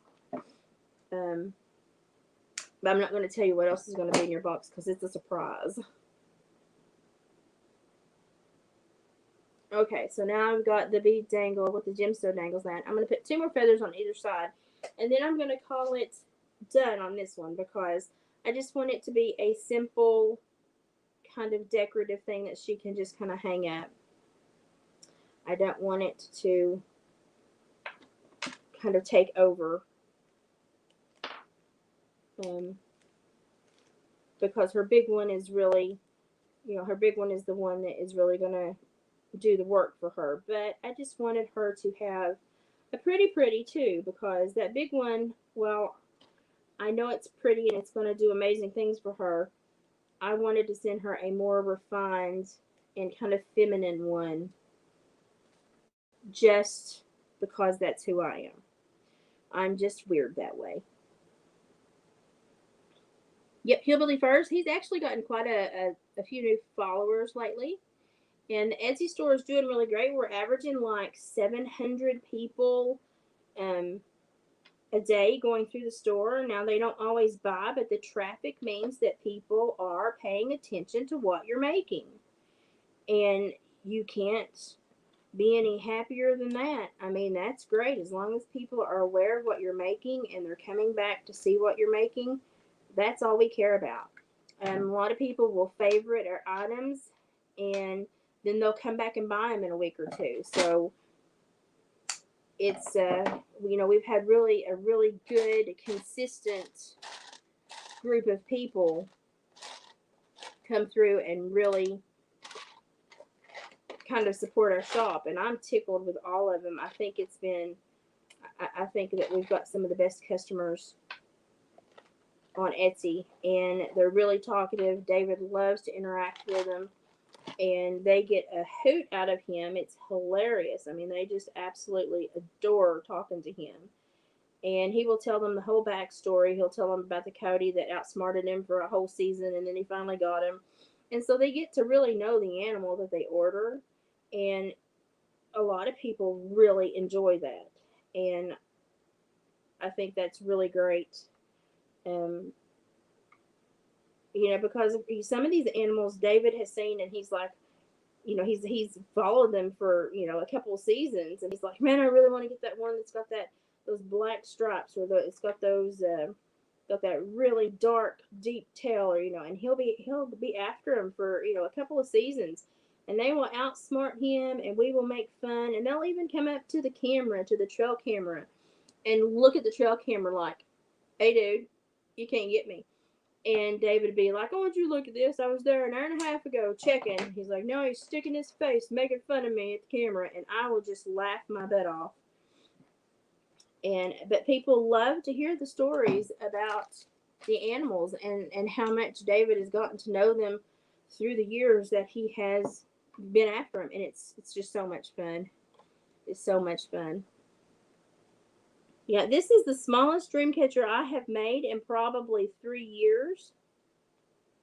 I don't normally make small ones. Normally, I make the ginormous ones. Um, and it's just because that's normally what I enjoy making. So, for me to make a little one is kind of strange because I don't normally make the little ones. I've got one more feather, y'all, and then it's done, and I'll show you what it looks like. I might add a few more pretties on the web itself and add my spider, but that'd be about it. And I hope that she enjoys this. And like I said, I just wanted to send her something that was a little bit more refined, because the one that I did for her protection and her sleep, I mean, it really got packed with good mojo, and I just wanted to send her something that was a little bit more refined and a little bit easier to display, in case she wanted to just have a pretty one to hang somewhere. But I did tell her that the other one will need to go in her sleep area, but this one can actually go wherever she wants it to go. It's completely up to her. But the other one will need to go in her sleep area. And she was super grateful and thankful. And for me, it's not really about the money. It's about, if I do a good job, and I make what you need, and you're happy with what you get. So for me, that's the big thing. And but that was the most protective dream catcher I have ever made in my life. Like, I was amazed at, my heart was just like, nope, more, nope, more, and I was just like, wow. And I just kept putting my gems on, and kept putting, and I actually set it on my what is it, solenoid, so, yeah. Anyway, my 2.5 foot rock that's a charger rock in the living room, I set it on it for 2 days to charge, and so it would just have really good mojo with it, and I was just like, this was the most, I mean, really the most protective dream catcher I have ever made. And so it was kind of a new feeling for me to make something like that. because that was one of the most serious ones that I have ever made. And I could tell. So, oh, glue tails everywhere, y'all. Glue tails. Okay, I have a fan blowing, so you have to kind of imagine what it would be like without the fan blowing it everywhere. So there is her pretty little one with the gemstones. Now I gave her some red jasper and some quartz and a little bit of tiger's eye and then the buffalo horn beans. So I hate this camera's backwards. So this is what her little pretty one is going to look like. And of course, here in a couple of days, as the jute and gravity takes hold, it will lay better. I'm really tickled with that. It's got a little hanger on top. And I'm going to add just a couple of pretty sparkles in the middle for her, and it will be done. And hopefully I can get that packaged up and mailed in the next couple of days. And if I can get to the post office, maybe I can get to the bank. I don't ever leave my house. I'm feeling better, and I'm feeling confident enough to drive a little bit. So I will try to get to the bank. Oh, well, that's sweet. Well, I appreciate that. I really want her to understand what all went into the other one. So I'll be writing her. I do letters when I send them out anyway, but I will be writing her a very intense letter. And we've emailed back and forth, so I think she understands what I've been going through as I've made it. And some of these, some of these are easy. They go together easy, and some of them are difficult, and they take a little bit more. And I don't, and I tell people when when I run into stuff and I'm like, this is what I run into, and is this potentially an issue, and this is what this tells me, and people learn stuff about themselves through this process, and I enjoy helping them learn those things about themselves, and it creates a line of communication, and it makes them start thinking about their life in a different way. And sometimes they circle back and they realize things that occurred in their life that maybe they blocked or they never resolved. And when they find that resolution, it kind of unblocks their heart, and it gives them the ability to kind of move forward and do some better things. And so I always enjoy showing people and telling people what I learned when I was weaving for them, and what I learned from that one was that there was a lot of protection that was required, and that's her story, and it's not mine to tell. But I'm just glad that I'm in a position to where I can do that for her. So, oh, that's great. That makes, and if she does start to have breakthrough ones, then you tell her to take that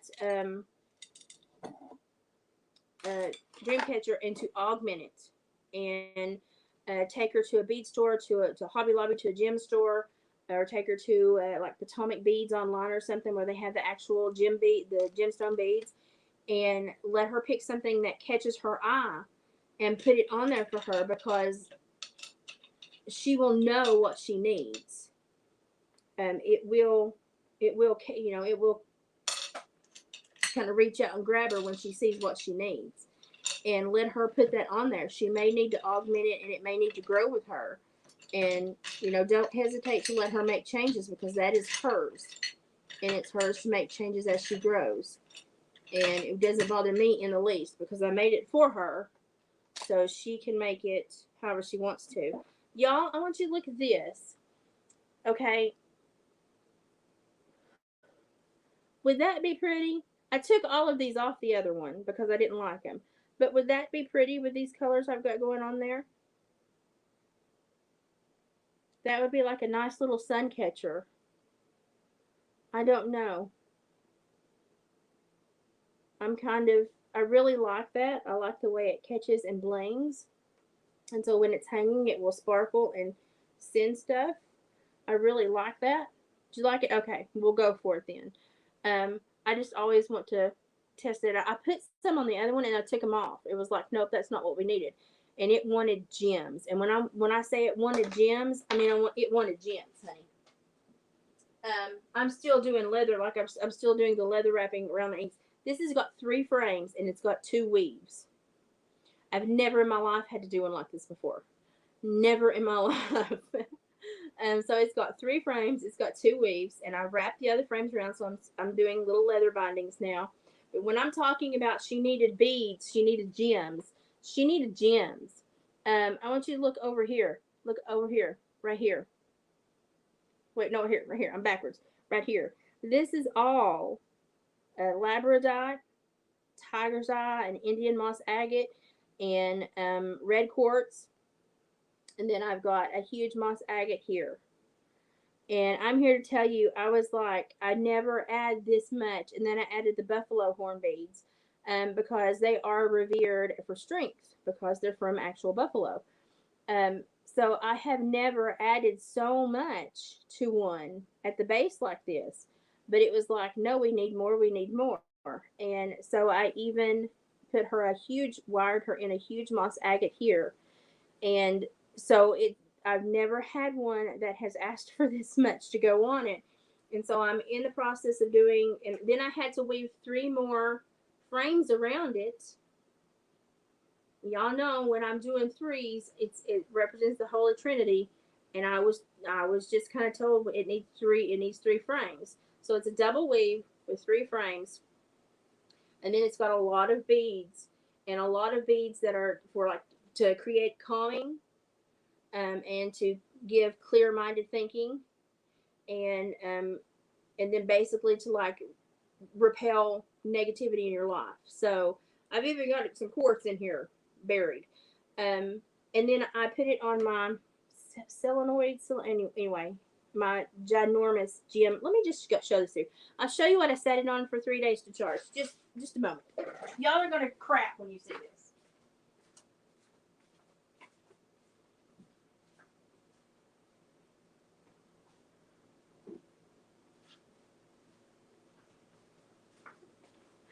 Y'all are not gonna believe this. This is my charger. It's beautiful. I was gifted this by a friend, and you can lay other gems on it and it charges them. And so everything that I put on that dream catcher, I laid on top of this for like 3-4 days to charge them.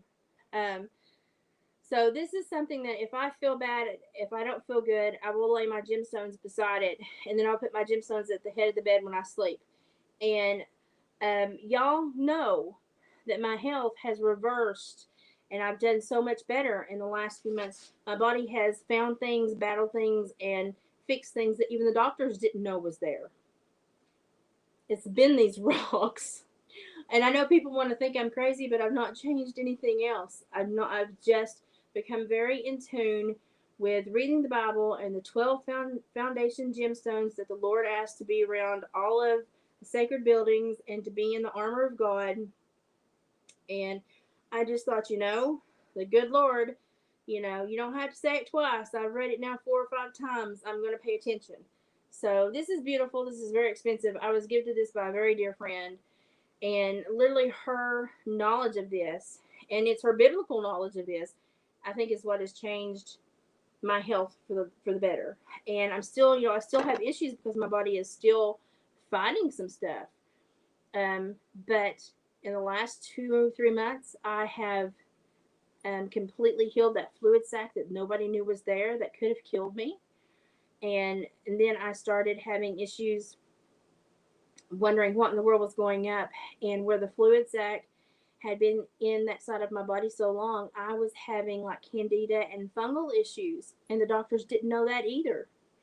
And it took me repeatedly saying something's wrong, and lo and behold, by the time they were doing the test, they were like, your body's already correcting it. And my specialists were like, we do not see RS bodies correct stuff a lot. Normally, once you have a small problem, it's just a small problem that stays with you throughout your life because your body doesn't have enough energy to really fight it and correct it. My body is correcting things. Now, am I going to be taking mile hikes? No, my legs still have a certain number of steps every day and then they give out. Am I going to get my muscles back? No, my left side is atrophied, and that will never change. I will never get my muscles back. But if I can just get better health to where I can function and not spend days in bed and not be down all the time with these flares, I'm just ecstatic. But this is what I charged it with. Let me go put it back up and I'll be right back. Because it's heavy. It's very heavy.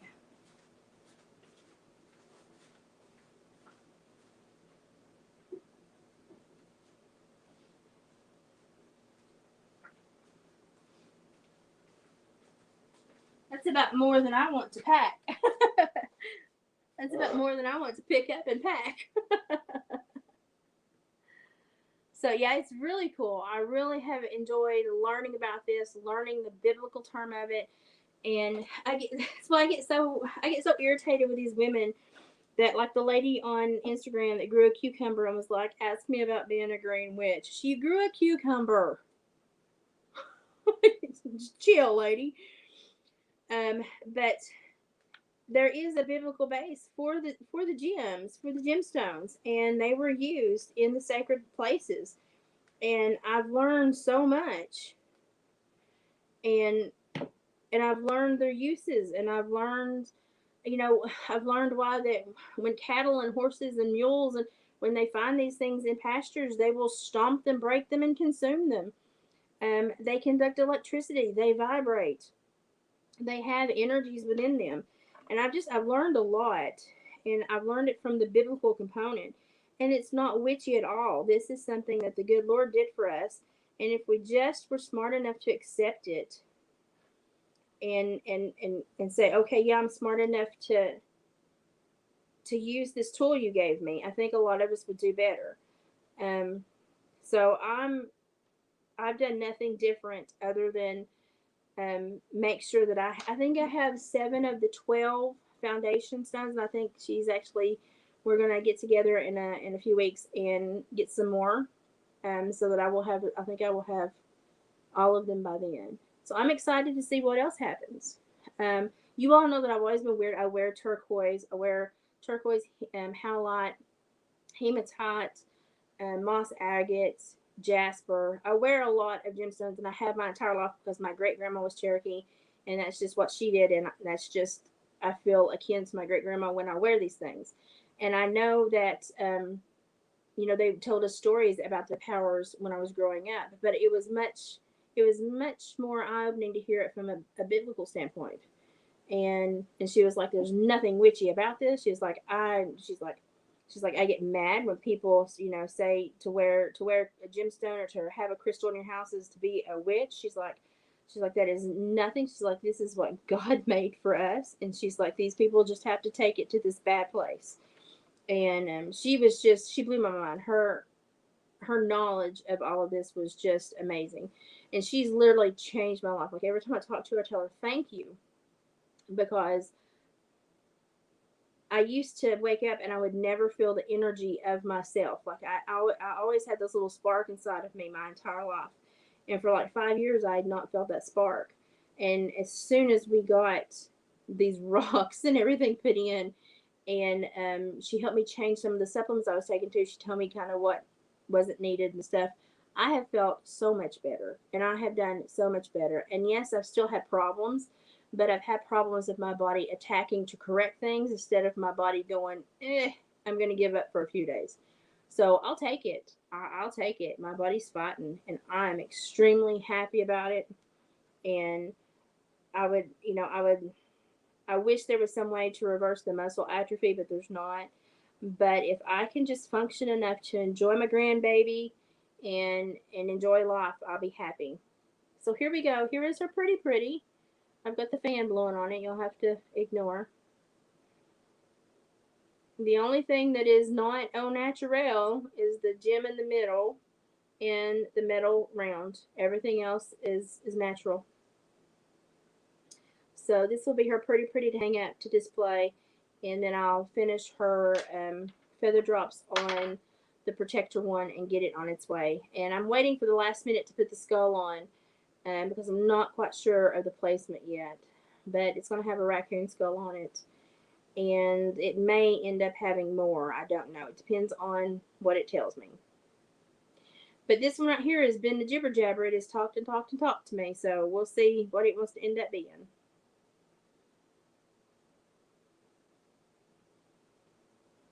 Denise has always got my links ready to roll. I appreciate that so much. David's shop, I think he's only got 20 items in it now because he sold quite a bit. And we took a couple off for things that he's going to take to the 127 sale. But after the 127 sale, it will be reloaded, and I dare say it will probably go up to around 40 plus items at that point. So I expect his Etsy store to really get packed by mid-August or early September. So I really do expect his Etsy store to boom and be absolutely full. He's got a lot going on. But, well, I feel accomplished. This is a great way to feel accomplished when you're working on these huge tasks and you feel like they've just kind of taken forever and drained you. This is a great way to feel accomplished. And this is a different weave that provides a different look. And so it's really easy. If y'all want to try it, go back and watch from the very beginning and you can see how to do it yourself.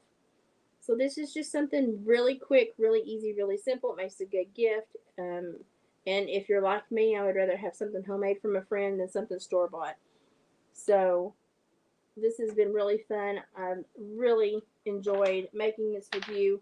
And I've already got my next staff ready for my lamb horn rattle. But I've got to get my sewing machine set up and I've got to start sewing the messenger bags that I'm going to put the raccoon and possum pelts on. I've got to get those done. They'll go together really easily once I get them laid out and sewed, but it's just getting still and doing it. And getting my table cleaned off because it looks like a ball went off in my kitchen right now. So I've been trying to get all the other little stuff done so I can clear it away and then just set up my sewing machine and just have my fabric stuff out to sew with. So that's what I'm gonna try to finish up this other stuff and clean up my kitchen and then just hit the sewing. And I'm gonna be on a sewing tangent for a while. If anyone does want to talk about a dream catcher, just email me at the link here that Denise put up. I normally only make them when people request them to be made because I only make them for like a person, one at a time.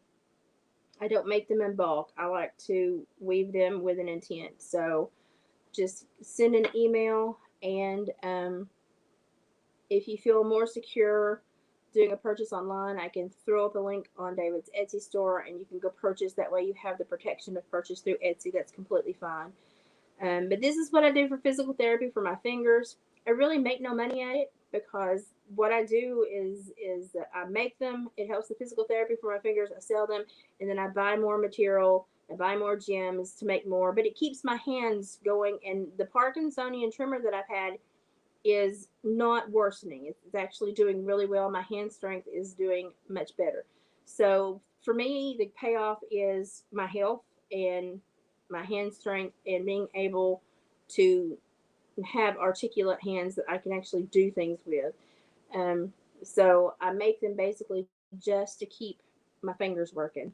And David is aware when if he sells something that I've made, he'll say, "Here, you can go and spin this on more gemstones and beads and string and twine."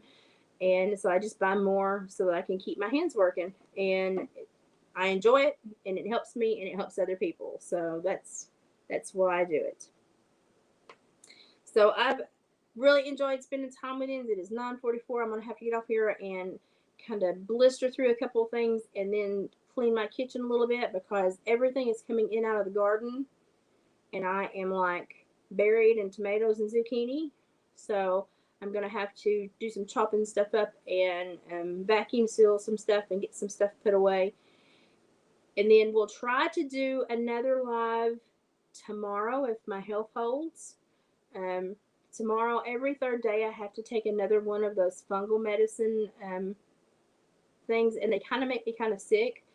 So if it doesn't make me too green, then tomorrow we will do another live, and hopefully by tomorrow night I will be either working on a lamb horn rattle or I'll be working on a messenger bag. So it will be a completely new task, and I will use my little phone holder to where it can bend down and you can watch what I'm doing.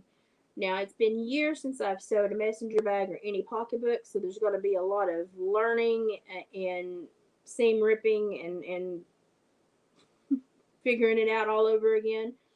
But that's okay. We'll just all learn together. But I will try to use my little tripod thing that bends down so that you can see what I'm doing a little bit better. And we'll focus on um, one of those two tasks tomorrow because I've got so much stuff to get done for David. And while I feel good, I need to be as helpful as possible. So I'm going to say goodbye, start a movie, finish this big dream catcher, clean my kitchen, and then call it a night. And Oscar's staring at me like he's very upset with me, so he probably wants to play for a few minutes. And then I'm going to call it a night. So make sure you go watch my special interview, the special guest interview I did with Jordan. You're going to love it. You're going to learn a lot about me as you watch it, and you're going to hear one of the most beautiful voices that you've ever heard as he sings for you. He sings for you around the 36-minute mark, and he's wanting to come back in a couple, 3 months to do nothing but just like a few Queen songs and to display his voice a little bit more because I told him, I said, I want you to come back and sing more for us because he has a beautiful voice. But he is just a beautiful person, and he is my very first bonus child. He is the first bonus child that kicked off all of my bonus children that I've had through the years here in this area. And it was just a blessing to be able to share him. And so please go watch that. Leave him some feedback. He said if he saw comments, he would be more than happy to chit chat, answer questions, and give some feedback. And he was just super excited to share himself. And he's also singing with the Nashville Tenors. So if you want to keep up with what he's doing, you can search the Nashville Tenors and see their schedule. They were in Alaska a couple weeks ago. I know that they've got another big trip in like October, but they've got several things in between. And he's just, I mean, he's what? He's so young. He's like 27. And he's just so successful. I mean, he's already toured the world twice with Broadway troops, and now he's in this Nashville Tenors band, and he's just such a talented young man. I was so happy to share him. Please go watch that and leave lots of feedback. Let's get my numbers up, and that way we can get more people in for interviews. And I'm hoping for JJ Lawhorn, and I'm hoping for Peter Freestone. But I've also got some of my old parolees that are wanting to come and talk about their lifestyle, the changes they went through, and kind of how life evolved for them, and answer questions to any parents that may be afraid that their children or their young teens or their young adults are going down a bad path. I've got some parolees that are open to coming on and discussing stuff like that and answering questions and being like, yeah, here's some warning signs, here's what you need to look for, and what helped them change their lives and do a 180 and become productive members of society and really strive to stay away from all those old negative things. So I've got several of them that are willing to come on and do a talk. And I'm going to have Jordan's brother Jonah come on and do a little musical expose for us as well. And he plays literally every instrument. And I just want to share his talent as well because he's phenomenal. So we've got a lot planned. And I think my health is going to hold out for a while. So I'm hopeful that I can do this. And if the weather breaks and the rain will stop and the mud will recede, I think Kim and I are going to get out and roam and show you some of our neck of the woods and some of the creepy places that we have and some of the beautiful places we have and introduce you to old school Appalachia. So we've got a lot planned, and I'm just hopeful that my health will hang on to where I can at least have one day a week to dedicate to doing something very special for you guys. So I need to get out of this house. I don't ever get out of this house. So now that I'm feeling a little bit better, I need to get out of this house. So expect me to try to get a little bit better content while I'm having this good spree that I'm on right now. And then when I crumble and go down, hopefully it will be for shorter amounts of time, but I can maintain the content. That's my goal. But I appreciate your time. I love that you choose to spend time with me. time is something you can't get back. I really appreciate it. Y'all are super special to me. And we will continue this tomorrow night after I do my dishes.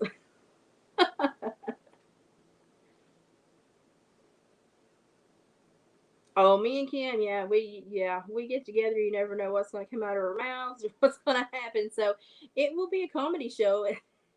We've often said when we travel together, we need a reality show. But I can't really go alone just in case my body does have a moment. But it's always more fun to go with Kim anyway. So we'll get out. We'll show you some of the sites. It will be fun. We have a lot of really neat places around here, a lot of really creepy places around here. But we have a lot of historical places around here also. And I think one of the places we're wanting to go first is Rugby, historic Rugby, and then to the old Forbes General Store that is in the Sergeant Alvin C. York movie. It's still standing. It's still in operation. You can still go and have a hamburger made and buy fudge, and it's still the same wood floors that Alvin C. York walked on. So we've got a lot of special things to show you from this area. And I've been fighting ever since this fluid thing ruptured. I've been fighting to get better to where I could go out and do these things without taxing my body to go backwards. And I think I'm finally there. So I'm excited to try to get out. And, I checked my phone and it said I had traveled all of 7 miles this last month. And that was just to the doctor for blood work and back. And I thought, I've got to get out and do something else. We've got to get out and have some time.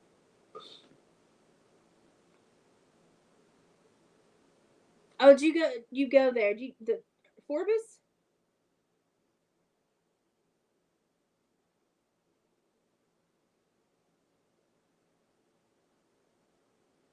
Is that what you're talking about, Gypsy? Are you talking about Forbes General Store?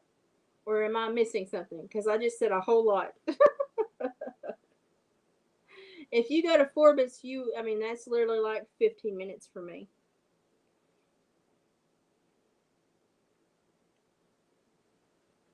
Oh goodness, well we may have to have a lunch date or a fudge date. We may have to meet and do like lunch and fudge because they have the best fudge. You know that because they use spring water. Um, yeah, well we may have to plan something then. Yeah, it's just like 15 minutes down the hill from me. And I don't like going down the hill because if you drive 10 minutes either direction, you have to slide off this freaking plateau. But it's just 15 minutes down the road for me. So we may definitely have to make that happen. And yeah, if you can make it one day, I will buy you lunch and we will have a lunch date at Forbes General Store. That would be awesome. I would love that. That would be great. Yes, I know. Any of their fudge is great. Like I don't, I can walk in and smell it and gain 10 pounds. It's pathetic. I can't bring much home, but I always bring a little bit home. But it's just great fudge. Everything they make is great, and I think it's just because it's just nostalgia when you're there. You can't help but just feel like you're in another time, and I love it. I love it. So yeah, let's talk. We'll do a Forbes when you're feeling better and stuff. We'll do a Forbes General Store lunch date. My treat. That makes me feel better now. We've got something planned. That that makes me feel good. You let me know if that's possible, and we'll email back and forth, or we'll message back and forth, and we'll see if we can make that happen. That would be fun. That would be great. So, okay, let's end on a positive note. That's great. Possible meetup happening in the future. Now I'm going to finish this and do my dishes and go to bed. So y'all have a lovely night, and I'll see you tomorrow. Bye, guys.